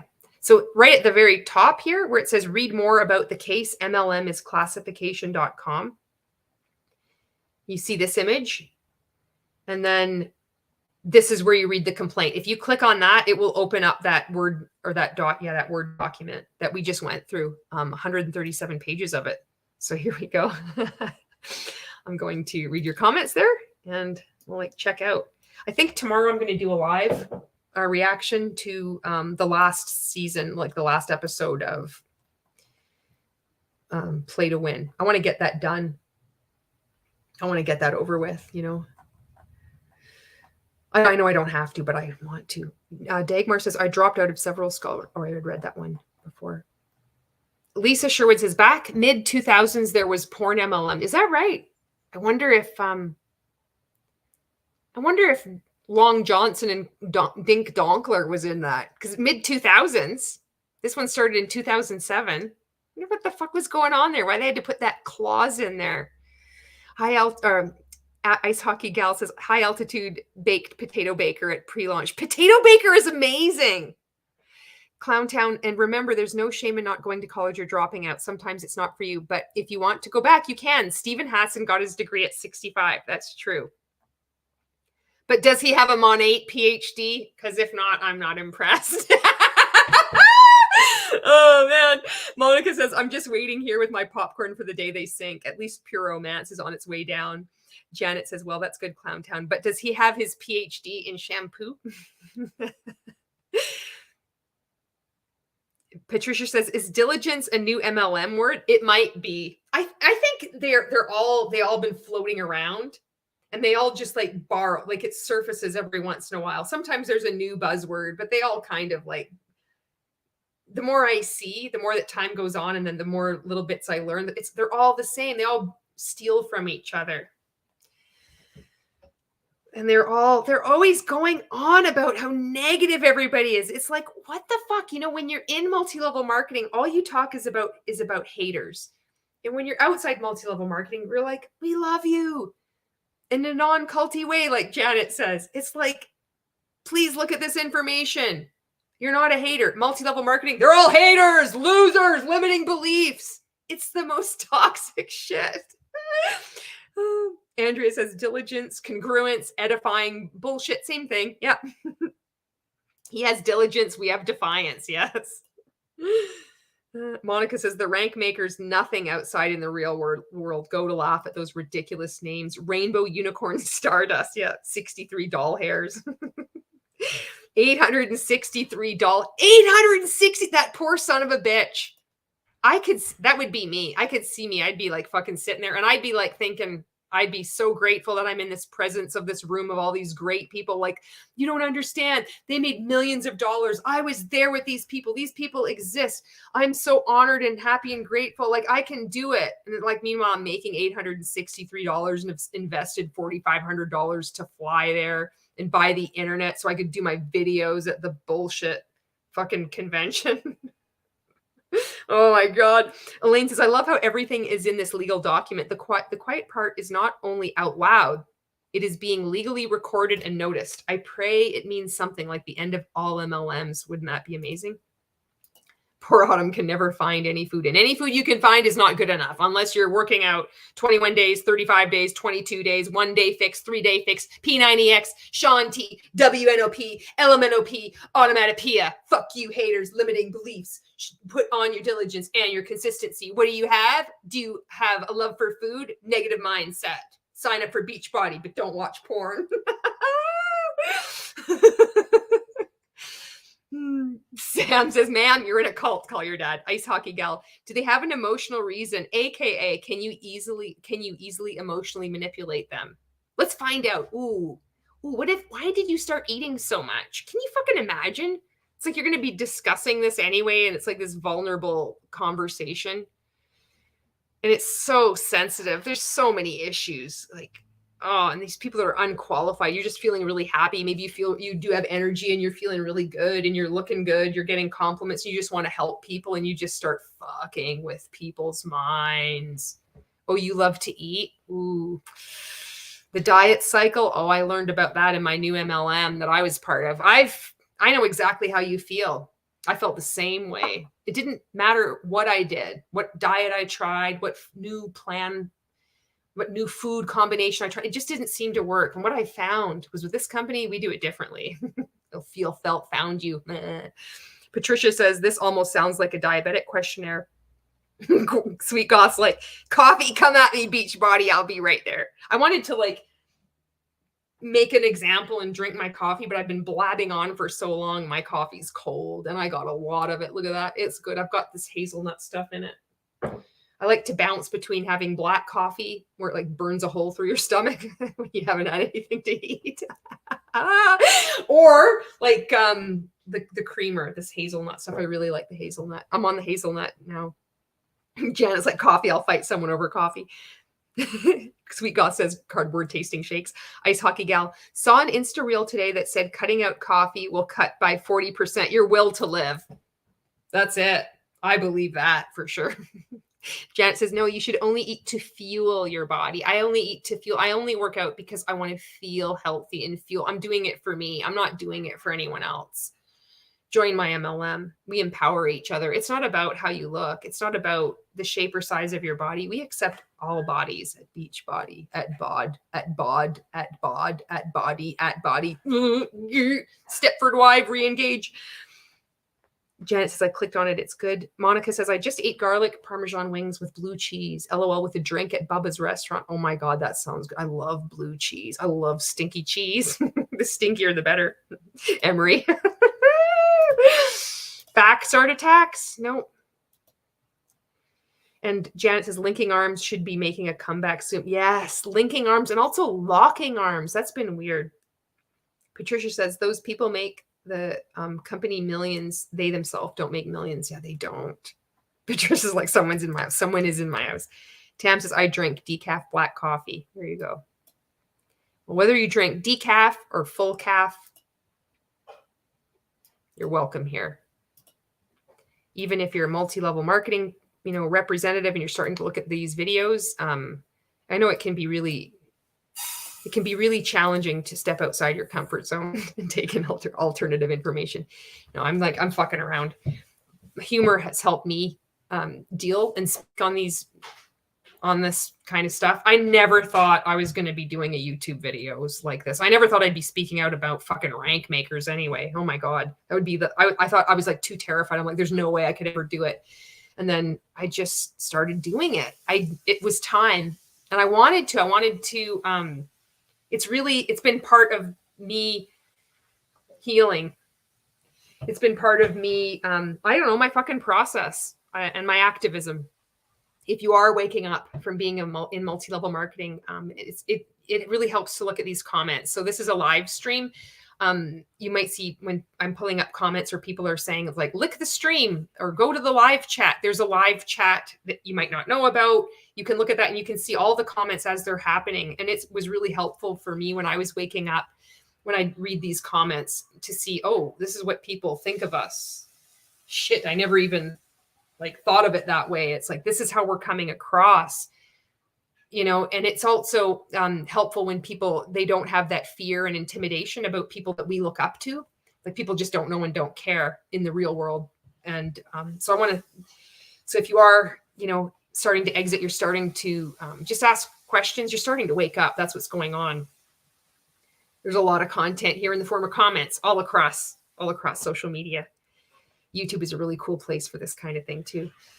Janet says, and you've been doing great, Julie, and kicking ass. Thank you. Emery says, oh, maybe I should behave better in live comments. No, let her rip. That's what this is for. And I think it's important. It's not, I think it, I know it is. It's important for, you know, when you're making content, that you can be yourself, you know, you can do whatever you want to do, how you want to speak. If people don't like you, that's okay. You don't need to like anybody. There's lots of, this world is abundant. Stop thinking scarcity and get out of your victim mindset. You broke losers. Go back and sign up with another MLM. Go sign up with Beachbody, but don't watch any porn. I want to thank you for watching this video. I hope that you found it helpful. If not, no big deal. See, I got to get the fuck off. I got to go eat some actual food. We Sweet Girl says, I'm a live chat success story around here. Andrew says, no, we don't behave here. No, this isn't about behaving. It's about having fun, some education, some information, some mastication. You're chewing. Calm down. All right. Odd says, thank you, Julie. Thank you. All right. Yeah, I think I might do a live stream tomorrow and get that last play to win thing out of the way. And then it's out there. I might take another break. Every time I say I'm going to take a break, I never do. So I'm like, I'm not being true to my word. I'm out of congruence. Thank you so much for watching. I appreciate you. I thank you so much for your comments. And Ice Hockey Gal says, it feels important to be authentic because MLMs make you so authentic. Yes, always with the good comments. Thank you. Patricia says, bye, love you. Patricia Crump says, bye, have a wonderful rest of your day. And Andrea says, I want a potato starter kit. I got to work on that. Thank you for watching. I will see you in the next video.